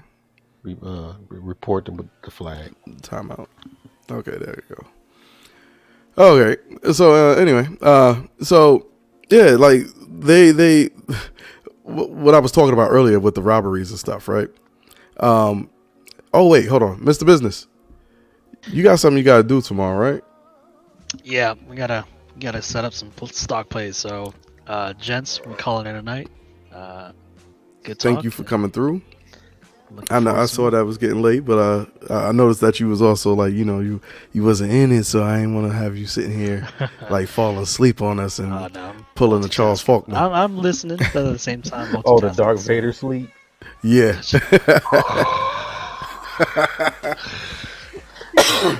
No, good conversation, and let's do this again. Oh, definitely. I'm working on my final as we speak. You sound like you was gonna hop off, so I was gonna do some closing remarks if you need it. I'll tag you right in, brother. All right. Well, yeah. As a matter of fact, yes. Because we do gotta actually, but I was like, no, I gotta give respect to respect due.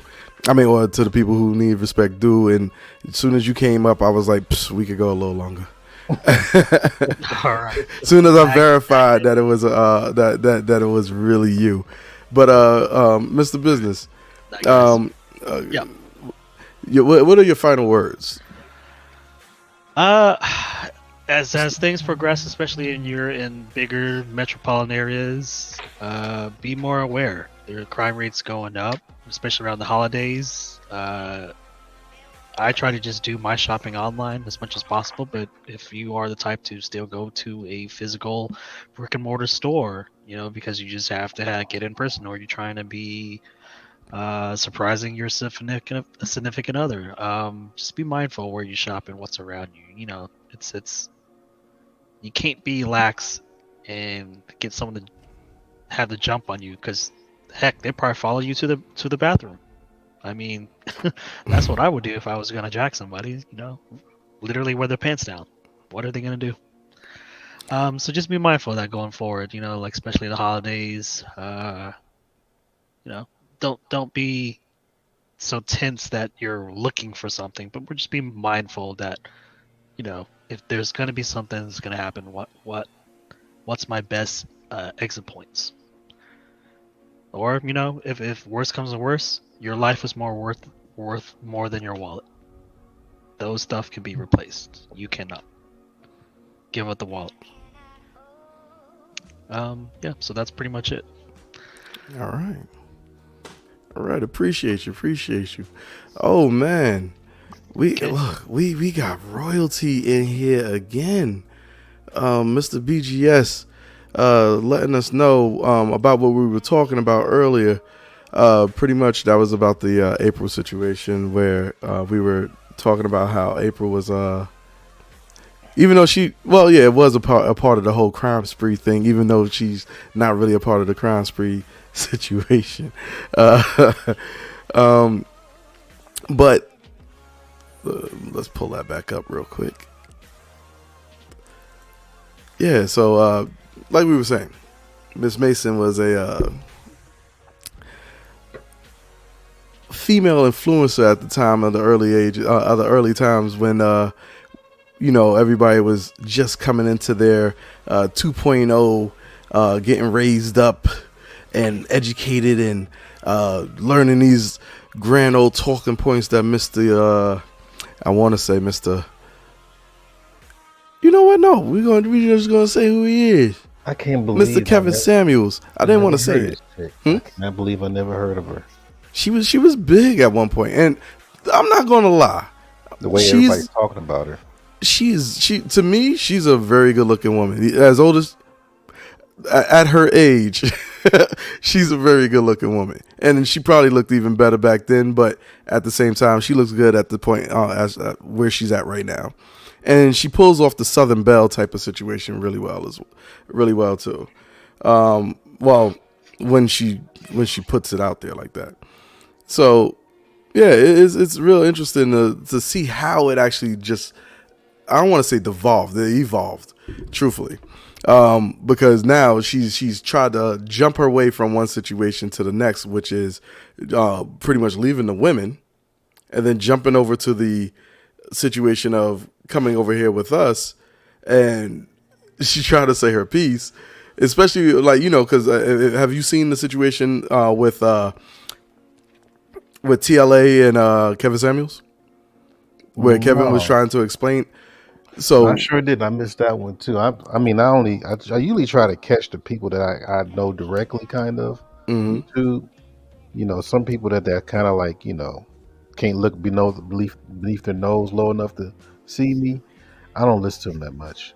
Oh, I'm just keeping it real and support the people that I kind of interact with. But go ahead. Got you.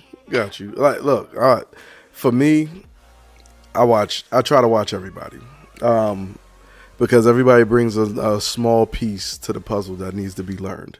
So I particularly, I wasn't a content creator until pretty much the last couple of months. So, but I enjoyed every single bit of content that you guys were bringing out there. I think the main reason why I'm actually bringing my side is mostly just, you know what? It's because Platinum Elite did his.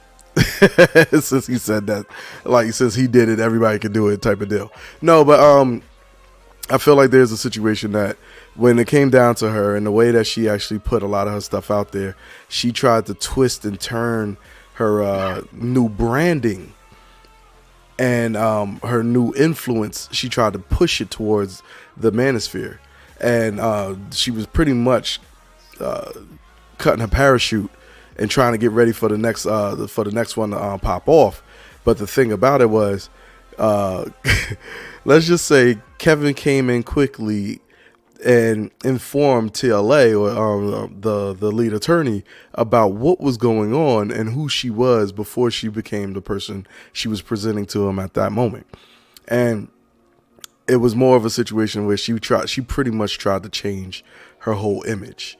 And she was trying to make it as if she was a femininity coach for men, where her aim was to make women better for men, and or instruct men more on how to get women, because she says she's around these type of, pretty much she was trying to say the whole Kevin Samuels thing, where I'm around these guys who learn, or who are the men that you got, or that you ladies want. And pretty much, yeah, she was almost there. She almost got past the guard dogs, and so he grabbed her leg going up the ladder, like not so fast, and pulled her right back down to the abyss. Okay. It was, that sounds okay. I'm getting clarity. All right. So that was my summation of the situation, but that's pretty much what happened. And then, she was, yelling and screaming, getting frustrated because of the situation of, business opportunities being destroyed. That's how I see it. That's how I see it. And the more and more we the more and more we look at this, though, it's I'm not going to say that a person like her isn't needed, right? Or maybe I shouldn't say her, but we definitely today need femininity coaches, because these girls don't even know how to be women at all. Do you suggest that they're married or single or old? Or? You know what? I feel like I've been on a feel like trip for the last week. You can feel like $1 million. Just man it up. Hey, but I think they should be married.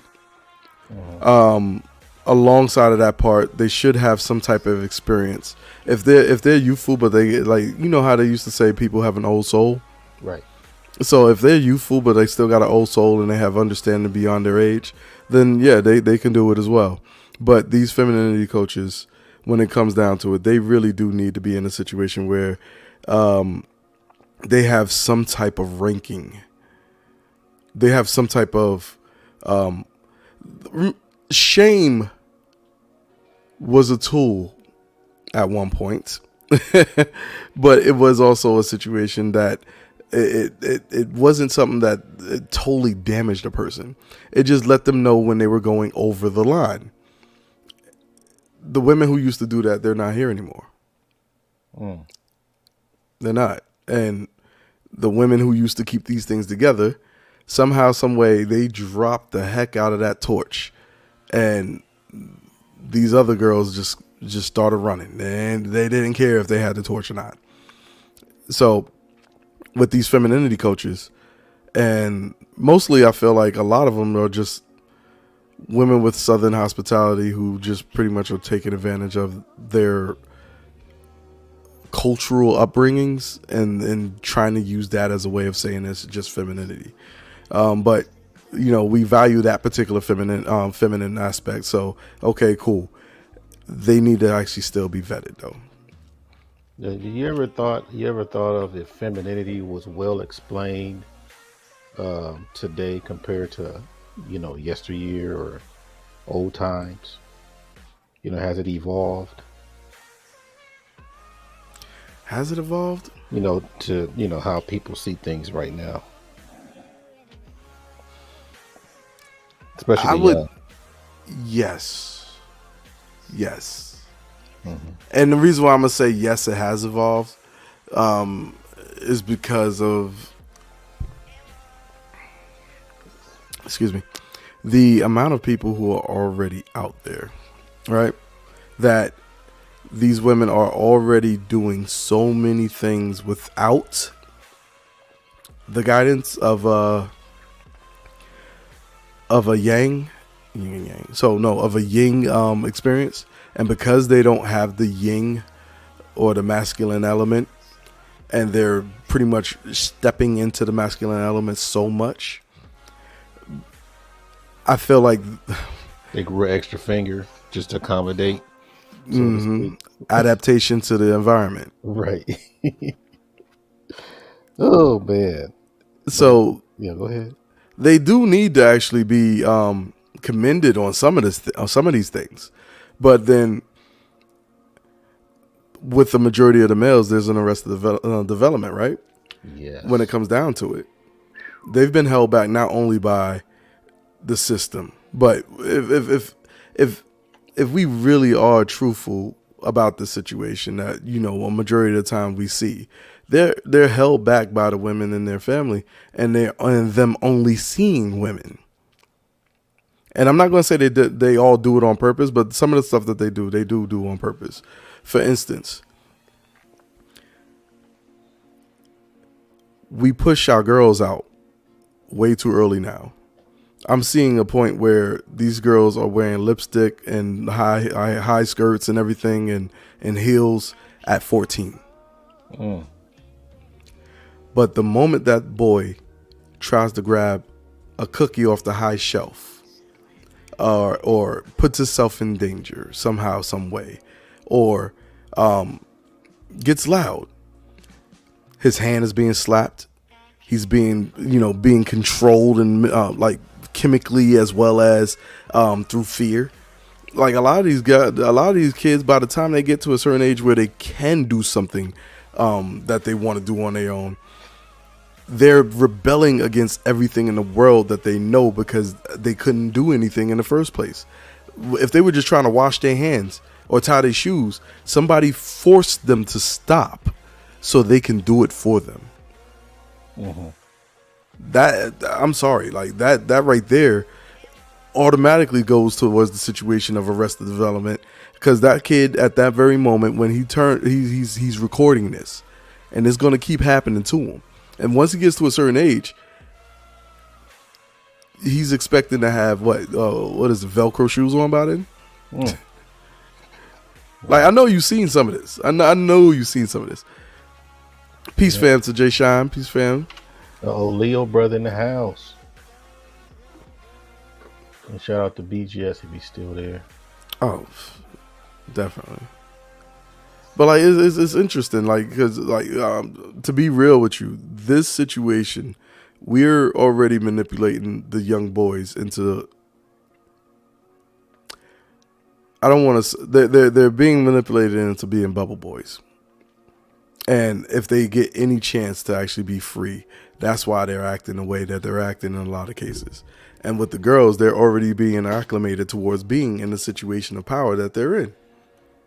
And look at the, I don't know if athletes count, but the average advertisement, actors, things you see on television, damn near every brother is very gentle.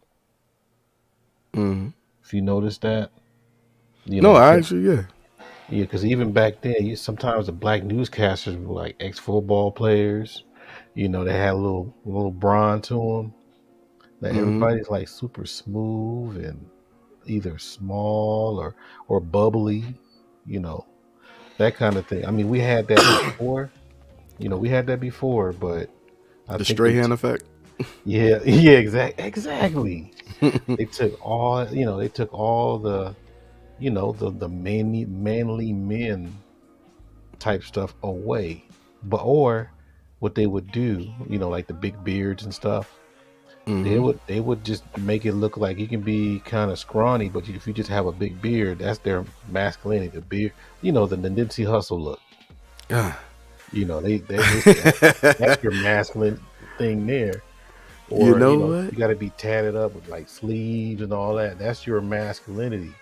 And so when they sold that to us, then later on, that's your masculinity in handcuffs. They'll make anyone, because you got a lot of good people all the way around, right? But since you have that label, then a brother that's not about that life just want to have tattoos just because they're gonna put him in the same category as any other person that you frown upon and call it toxic. So now they shutting that down, and he's shutting down the possibility of somebody emerging with muscles and brawn. It's they doing a hell of a job. I give them that. Whoa. I didn't even expect to be even going into that topic, because I'm looking at my job, my students, because I would say about probably in the early 2000s, that was probably the last of them where I used to have some students come up, voice deep, a little muscular about themselves, big hands, all that. It's been a while since I saw that. Damn near every brother I get into, he might be tall, he might be big, but he's not muscular. You don't hear the heavy testosterone breathing. Hey, Mr. Hart. I don't hear any of that. And I be trying to like do a little punch, like, hey man up. Like get him alive. Like, what's up, man? Hey, what's up, Mr. Hart? No, man, get some deep, put some bass in your voice. I try it, but think about it. Like, you know what? Woo, I'm glad you even said that one particular part. Put some bass in your voice. Now, to that same boy, who came to see you when it came down to like the parent that was actually mom? Now, when she's speaking to him, I bet you that very thing that you said put there is the thing. You better take that bass out of your voice when you're talking to me, boy. Oh yeah, he's neutered. He's definitely neutered. I mean, I have a few that got, some of the dads come, but not that many. And I thought that this dad was going to put hands on. Hello? You went out for a quick second. You said you thought he was going to put hands. I thought he was going to put hands on his son, because his son was just a total F up. Oh, wow. His dad kept coming through, and he was like mad because he had to leave work. And then the son just wouldn't even. It's to the point to where, I mean, his son didn't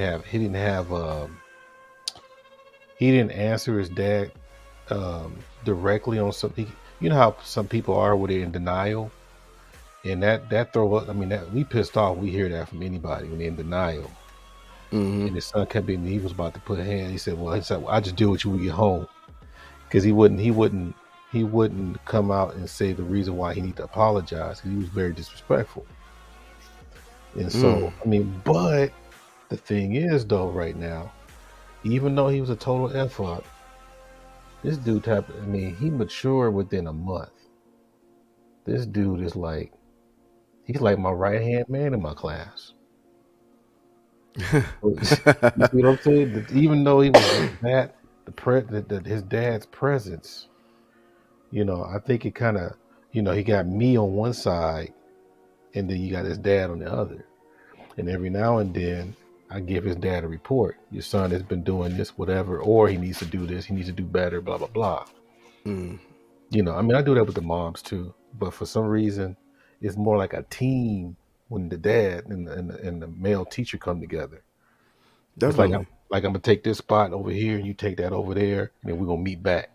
It's like that kind of thing. So that's how I do things. So when I see black dads, it's a whole different ball game. It makes a big difference with black boys in the class when you have the black dad and the black teacher. I don't think people understand that. It is like an alley-oop type thing versus the mom. The mom is usually talk to you like she talks to the coach.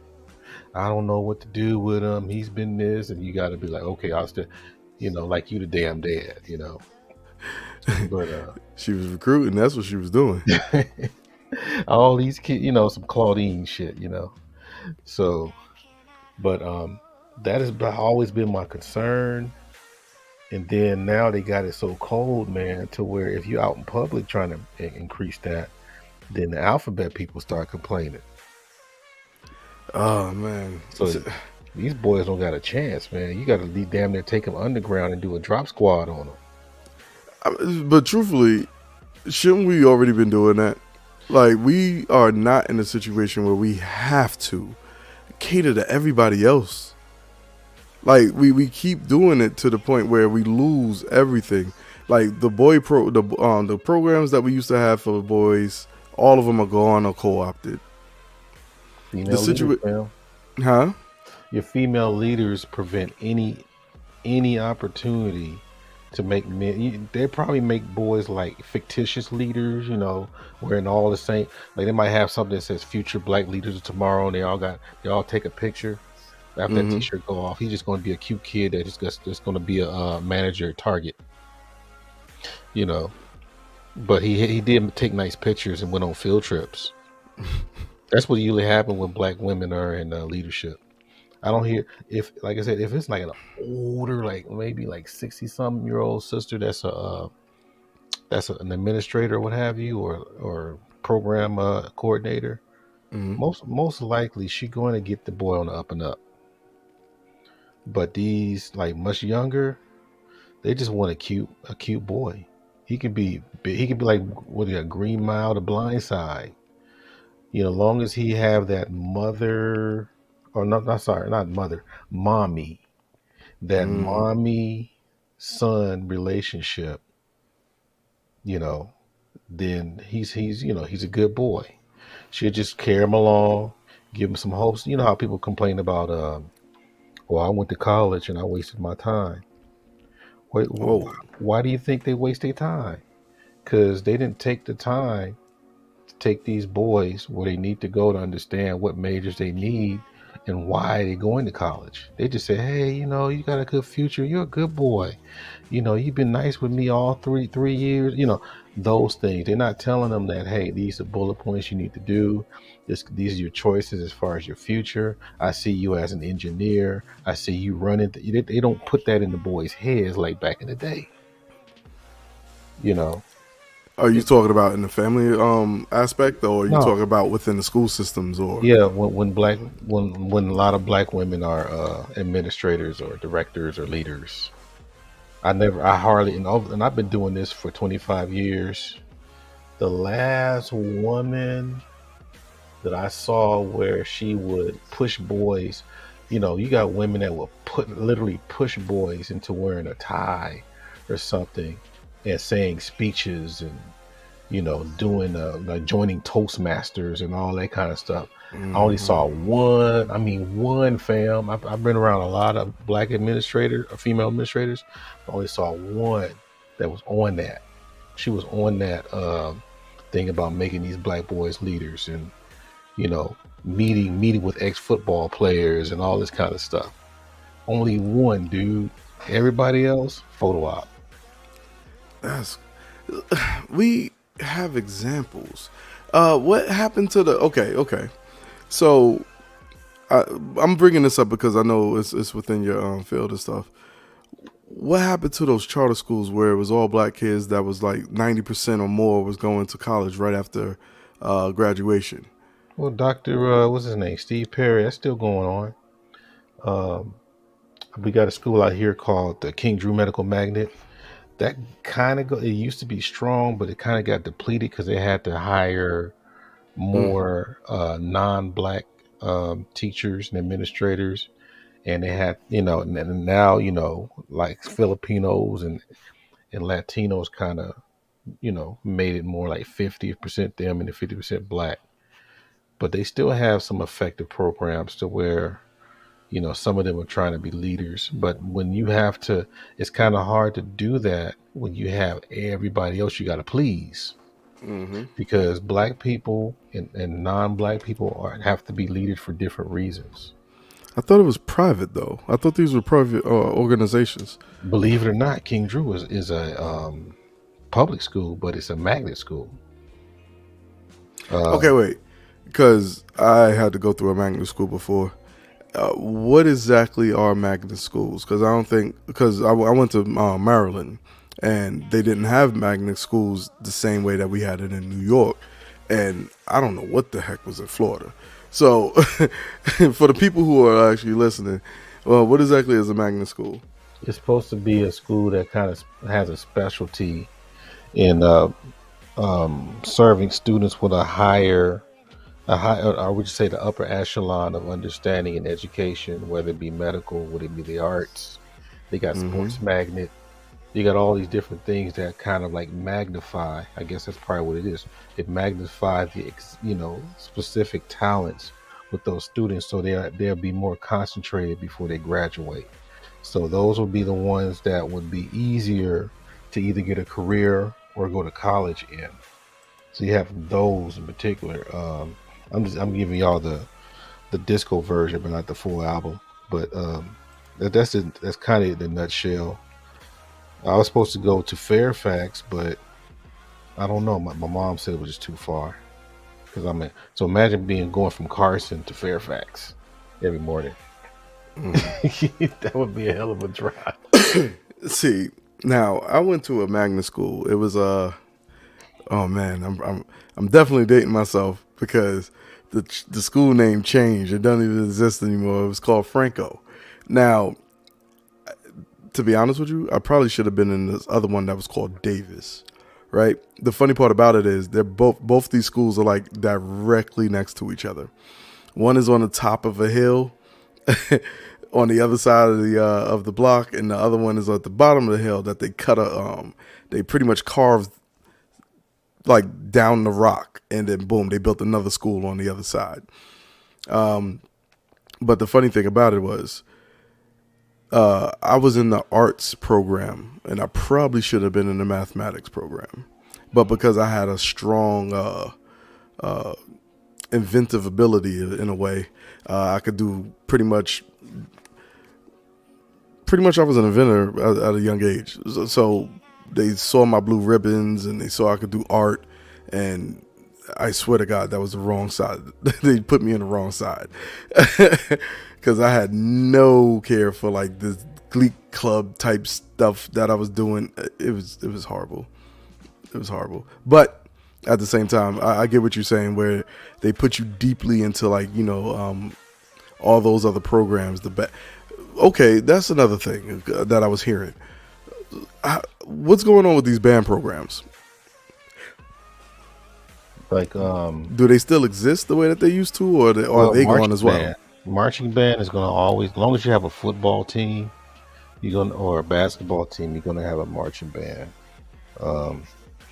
and sometimes depending on how good the team is, that kind of determines how big the band is for some reason.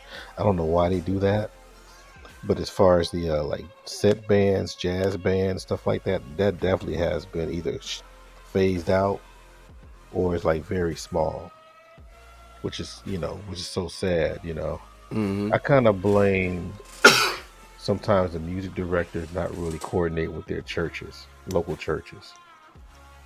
Because that's how they used to really keep their talent in, like the choir and all that kind of stuff. You got to coordinate with your local churches on that one, white or black, whoever, But yeah, that's the music programs are a lot of the arts in general, performing arts, visual arts. They're really trying to phase that out and then bring in more technology programs. But all the arts use technology. Yeah, they're going to try to find it to where it's automated. Oh yeah, brother, it's coming. Oh no, I'm already a part of the daggone. So one of the other things I'll be probably putting on this channel or another channel is my trading robots. So yeah, you everybody can either watch it and get a signal and see which stock they're going to trade from the signal, or you could watch me win or lose some money. Hopefully more wins than losses. Mm-hmm. But yeah, so automation. And then on top of it, what I do as well is a part of the whole system of putting together IoT systems and stuff. So yeah, I already know. Yeah, so the best way, that's why I'm doing my final exam as we speak, because I got to have it done. I don't know if I'll be able to go on tomorrow because I got to have my stuff in before midnight tomorrow. But that's why, for those people that have those visions and really have a heart for our people, I suggest them to try to get in positions where they can help more people. Because, I had to really sit. Have you heard of Leo Sullivan? No. Leo D. Sullivan is pretty much one of the first black animators for Hanna-Barbera. Oh. He also did Fat Albert. What else he did? I mean, you name them all. Scooby-Doo. He did everything. He did Transformers. He did. I mean, hell, y'all can just look it up. But I wind up being related to him through his wife, and I found that in 2010. And he has a series of characters called Afro Kids, and I helped him out a little bit because I'm the last of the Mohicans that can do like real animation. Everybody else just push a button or two and program things, and the industry is saying that's too mechanical. They need some human lines and human strokes. So I was able to provide that for him because he couldn't do everything alone because he's almost 80. And so he was telling me that he developed these characters because he went around and went to China and did some training. He went to the Middle East, did some training for people there. Mm-hmm. He kept coming back, and he said he did so many cartoons. He said the only cartoon that he did that he could remember that catered to us was Fat Albert. Everything else he did was catering to white people. He said before he leaves this earth, he wants something that black kids can aspire to. They can say, that's mine. How many of us think that way? He said, if nobody speaks up for you, who's going to speak up for you? He said he's in the influential position. He pretty much made these industries where they are based on his expertise. But at the same time, he still doesn't have anything to show for when it comes to passing things down to black kids, because, they shut down the arts and they put everything out there that is sexy instead of the arts. Mm-hmm. And a lot of kids, most of our black children, try to aspire to be anime artists instead of just cartoonists. So they took that away.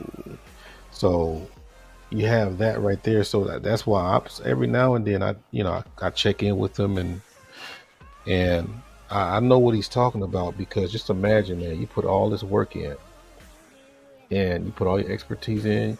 I mean, you made a name for yourself. You won an Emmy with Floyd Norman. Floyd Norman's another black animator for Disney. He's very famous. See, look at this. But all of a sudden, I don't know these. Yeah, Floyd Norman is the one that did all this stuff. Fox and the Hound, Snow White. My professor used to work with Floyd Norman. Oh yeah, Floyd Norman's about 80-something years old, and I almost fainted when I talked to Floyd. I said, "Floyd Norman, goddamn, I'm talking to Floyd Norman." You know, this. Hold on. I gotta find some of this because I to be honest with you, I never knew we even had any black artists that were in Hanna-Barbera or even Disney like that. I didn't know. And you're saying that they actually added quality characters to the whole to that universe, and nobody's telling us about this. He did Flintstones. He did Jetsons. He did all the stuff from Hanna-Barbera. He did, you know. And then Floyd Norman did most of the Disney stuff back. You know, the signature Disney stuff with the Peter Pan and all. That's Floyd Norman stuff. He was the only black animator, I think, until another bro. I forgot the guy's name, because another guy came in the 70s. But Floyd Norman's been around since what? I think either the late 50s or early 60s. I forgot. But you know, we got some black people, and they black people. They not like, oh my God, you know, they're not like snooty type. These are black people. They love to be around black people. They eat all the black people food. But the problem is, you know, we still bigging up all these other things that have nothing to do with our legacy. Oh yeah. I heard another brother say this when we were in a teachers meeting, like an all black male teachers meeting, and this brother said, I don't talk to him that much, but I really chimed into this when I was listening. I was like, he said, I don't want to leave this earth without knowing that with all my expertise I did over the years, is not handed down to someone that looks like me. We got a lot of people that have expertise.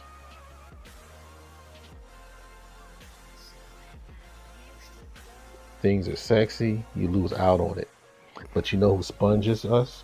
Arabs, Latinos, Asians. Everybody else. Yes, sir. They love Leo Sullivan in China. They love him in, where else he said he went? The Middle East.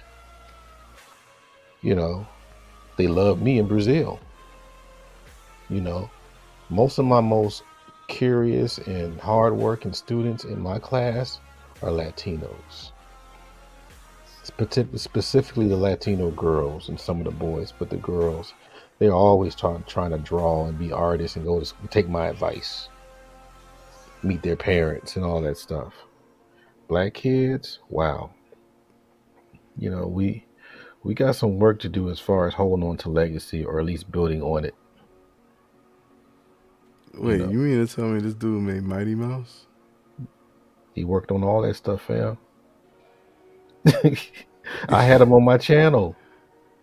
I had my channel, but I think it was only like maybe 15 people watching. I said, all right, okay. This is crazy.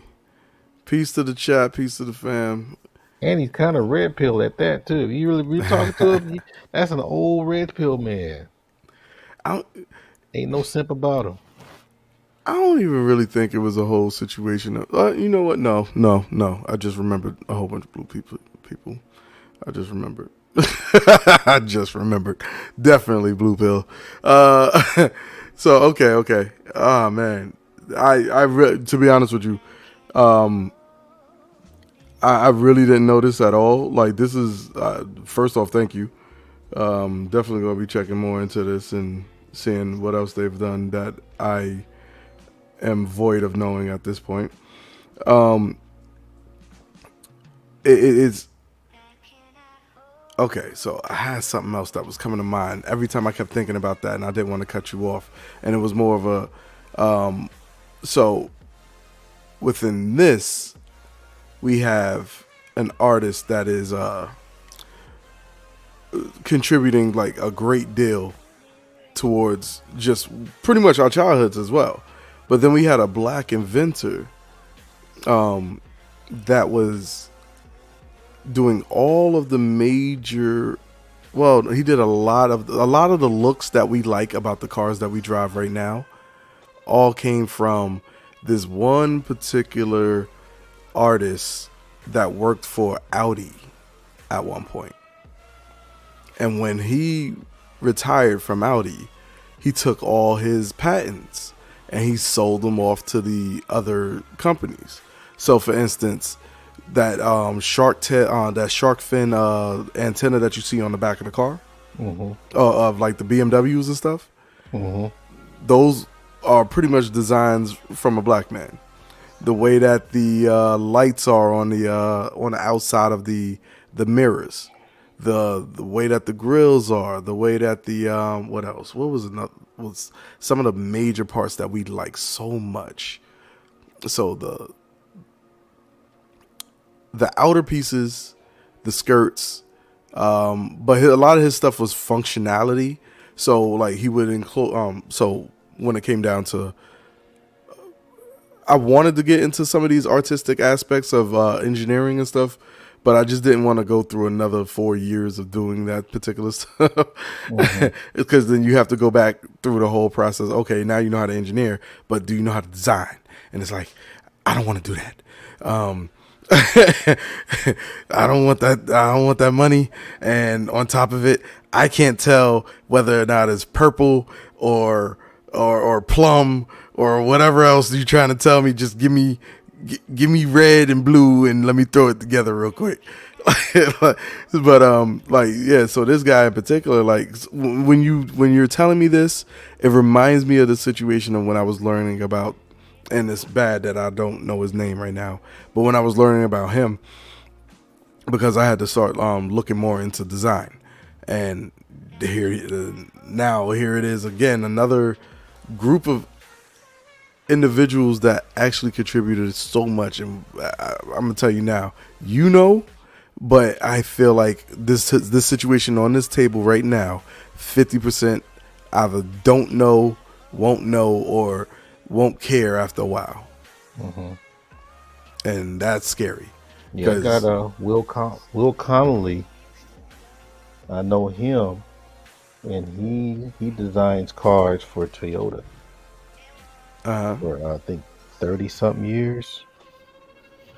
And I want to get him on the Black Brain Trust, but that dude is so busy because he can point out all his designs and things he did over the years and which cars he designed. Black man. You said his name was Will Connolly? Will Connolly. His name is Will Connolly, yeah. And he probably like Colonel. He has what do you call it? We got the same mentor that just passed away in July. But his mentor, he was in his class, and then they kept the relationship where my relationship with the mentor, he just took me under his wing and showed me what he needed to do to keep our people successful in the arts at the time. I'm kind of following his footsteps, but I got more resistance than he got. So that's the thing. In order for us to really just do things, see, it's one thing to fight, but you got to be in the... Hello? Oh, okay. He might have went out for a second. So, you back, Art? Yeah. Oh, can you hear me? Yeah, I can hear you now. I said it's one thing to fight, but you have to be in the right, in my opinion, you have to be in the right position when you're fighting so you can make long strides. Because some people try to fight as the little guy. Sometimes you got to grow to be the big guy so you can hit a big blow and cut down on time too. Like chess playing a little bit. You got to put your stuff in in the right positions. How do I spell Connolly? Connerly. Okay, because I was thinking Colonel. Or it might be Connolly. Is it a Connolly or Connerly? Will Connolly. Will Connolly. Let me see if he. Oh goodness, I don't know what this thing is. That's actually. a white dude, huh? Yeah. Hold on. Be more chill. That is not what I was looking for. We can put Toyota. Let me see. We put Toyota. All right.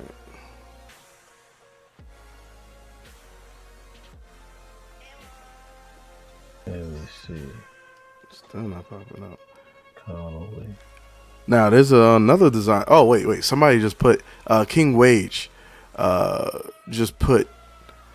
They never mention these things. Even the Cadillac Escalade is designed by a black man. Didn't know that either. Well, I mean, you know what? You shouldn't know that. I mean, because when you really think about it, I'm sorry. All I see is black people driving Cadillac, like Escalades, heavy until. And they knew what they knew what to write or to make, huh? Mm-hmm. Yeah, he was like, "Oh yeah, this is something we want right here." Then after a while, you know how it usually goes. We popularize it. Everybody else wants it again, and then boom. It's Connerly. I'm looking at the spelling. Oh, Connerly. I think it's one N. Let me see.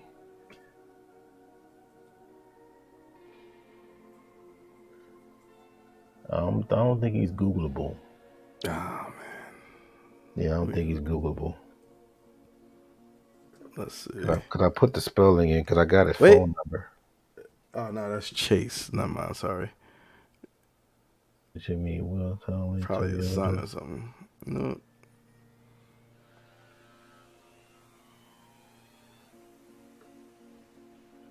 No, we can't find him. Yeah, he's not. That's not Googleable.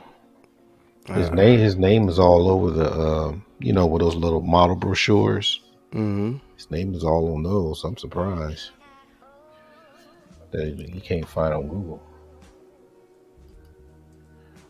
I'm trying to see if I could find that name of that.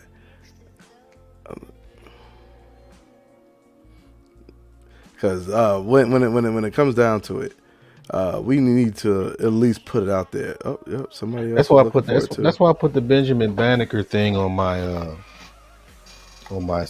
community tab, because a lot of people don't understand. See, when you hear people say we built this country, they keep thinking that slaves. People were wearing like crochet clothes and chains and making maps and stuff. I'm like, dude, come on. I mean, you had people that were free black men that helped build this country too. That's Oh man, like this argument that I keep getting in with some people is kind of it's getting old, but I know that it's gonna catch on sooner or later with the whole situation of yes, black people were here too early. They probably were dressed up like Indians and stuff. Yes, they were here. If you look at the history, you also know that they pretty much were sucked in right on along with the delivered group. I thought the thing that would shut everybody up is Luzia, Brazil. When they have their own record of being here longer than anybody, longer than the Olmecs. Luzia, the hold on, yeah, we're gonna fill that up definitely. Luzia, and that's in Brazil.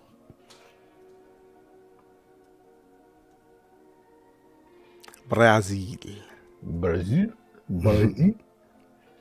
Is it the Santa Luzia or just Luzia? Lucille. Mm-hmm. Luzia. Yeah, that's it. You have. Oh, okay. Not Santa. I don't think. Not Santa. Oh, okay.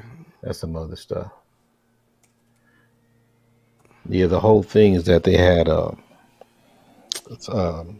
scientists that had to do forensic sculpture, and they found a whole bunch of skulls. Mm-hmm.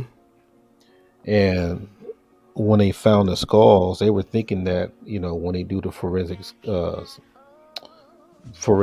sculpturing to trace the DNA back to who it was, they thought it was going to be some kind of Indian, some $5 Indian looking person. When they reconstructed, it happened to be an African woman.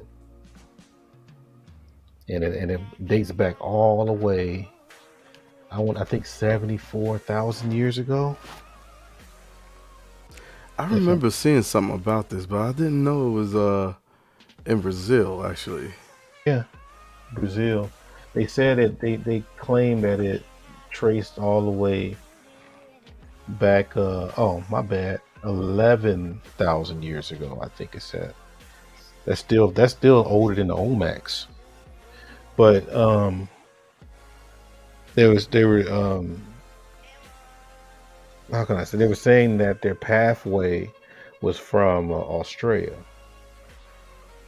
and you already knew how Australians looked back then. That was that definitely were before the British came in and did their little handiwork. Yeah. Mm-hmm. So, yeah. Now here's a fun fact about blacks. So we know about the whole the traveling across the lands when they started leaving Africa and going into other places, so on and so forth. Mm-hmm. One of the little stories that I was taught about. Well, okay, it says most of the Luzia, a 12,000-year-old fossil, is recovered. Okay, so 12,000 years, as a matter of fact. But so they were saying that.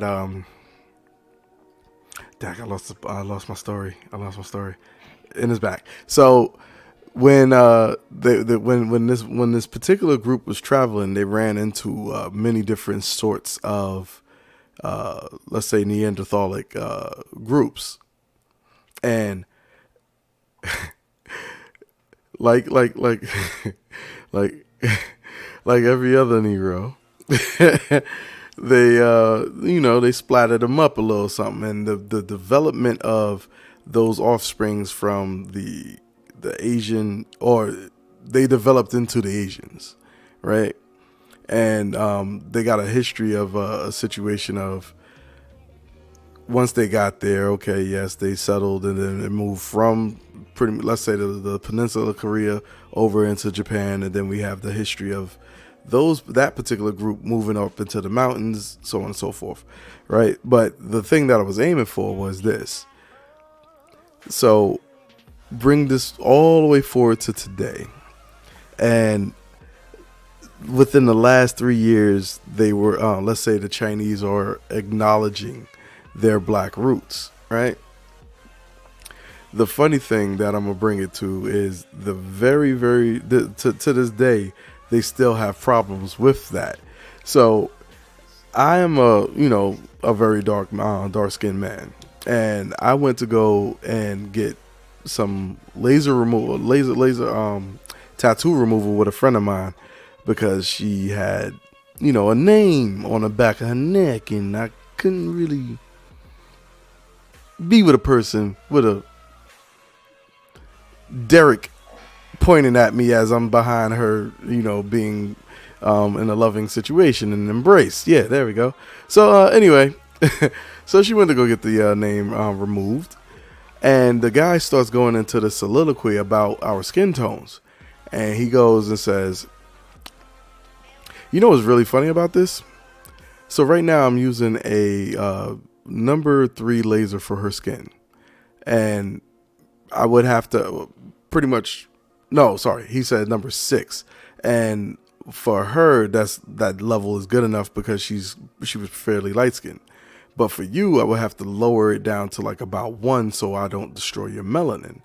But the funny thing about it is, Asians, where I'm leading towards the whole thing where they traveled outside of Africa, and then we have these remnants of African ancestry, just festering all over the place. Well, this one thing is, under the first layer of skin, the man was explaining, is another layer that was extremely thick with melanin content, and because of how bad of how strong of a content they had, he has to lower the laser to the point where he's actually working on somebody like me instead of actually working on somebody of the skin tone that they have, because of how strong and how much of that melanin layer that's up under the first epidermis or the first layer of skin. And I'm sitting here like thinking to myself, you just proved this right again. You just proved this right again. Yeah, so pretty much they have to lower the laser so they don't destroy most Asians' skin tones, or it's pretty much give them skin cancer in a way. So indigenous, they are as well. Yeah, there's they're more of a rabbit hole story, in my opinion. They try to get this whole Bering Strait story. Mm-hmm. The problem with that is what do you call those people? The Mongolians didn't really have a declared nation till 100 AD. Mm-hmm. And the time that we have in question is way before that. So why would they try to say that the original people in Latin America were from Mongolia? It's usually their talking points. They're usually darker. Right. And if they want to go with that narrative, have anybody ever saw early Mongolians? They look like George Jefferson. Mm-hmm. They had big lips and big noses just like anyone else. They didn't have that long, we call them long Jewish noses or whatever. Oh, I shouldn't have said the J word. But they didn't have those long, don't worry, you were talking Mediterranean Little Caesar's pizza noses. They didn't have that in the early days of Latin America. So people just think that we're just stupid. Well, just like today, all these all these false flags, all these orchestrated events as of recent. Yeah, they do think we're stupid because we've been letting a lot of stuff happen, and they're getting away with it. So, what can we do about it? But I'm gonna go ahead and I'm gonna pull a plug on this one. I appreciate you, Art. I really do appreciate you coming over here and lending yourself to me at this time. I don't even. What do you have any final words? Well, the main thing is just make sure that brothers support each other, and whatever you are expert in, just master it, and make your presence strong amongst everybody. I think that's the key thing. Everybody wants to be somebody that they're not. So be yourself, put your expertise in there, and the rest is history. 2022 criminals are winning. That's true. He's not wrong on that, man. It sounds funny, but no. It's all over. It's on a large scale. Well, I will get my Blackwater, like you were saying. I will get my trading robots up and running and showing y'all how to do them as well. When it comes to the sound quality, I'm gonna go ahead and show y'all how to get these compressors and filters and everything else going as well. Like I'm gonna contribute as much as I can to this space because it gave a hell of a lot to a lot of people, myself included. Make sure that y'all like, subscribe, hit the notification button. Man, you missed it. You should have been saying a lot of this stuff before, a minute ago. You should have been, because I want to get into it, but I gotta get off.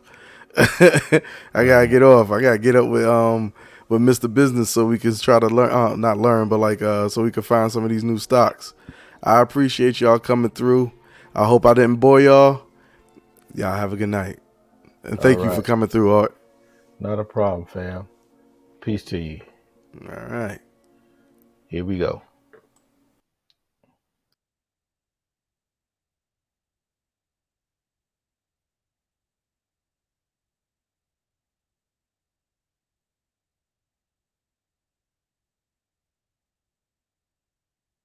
Hey, sorry guys, I messed up. I was supposed to end this, not just leave.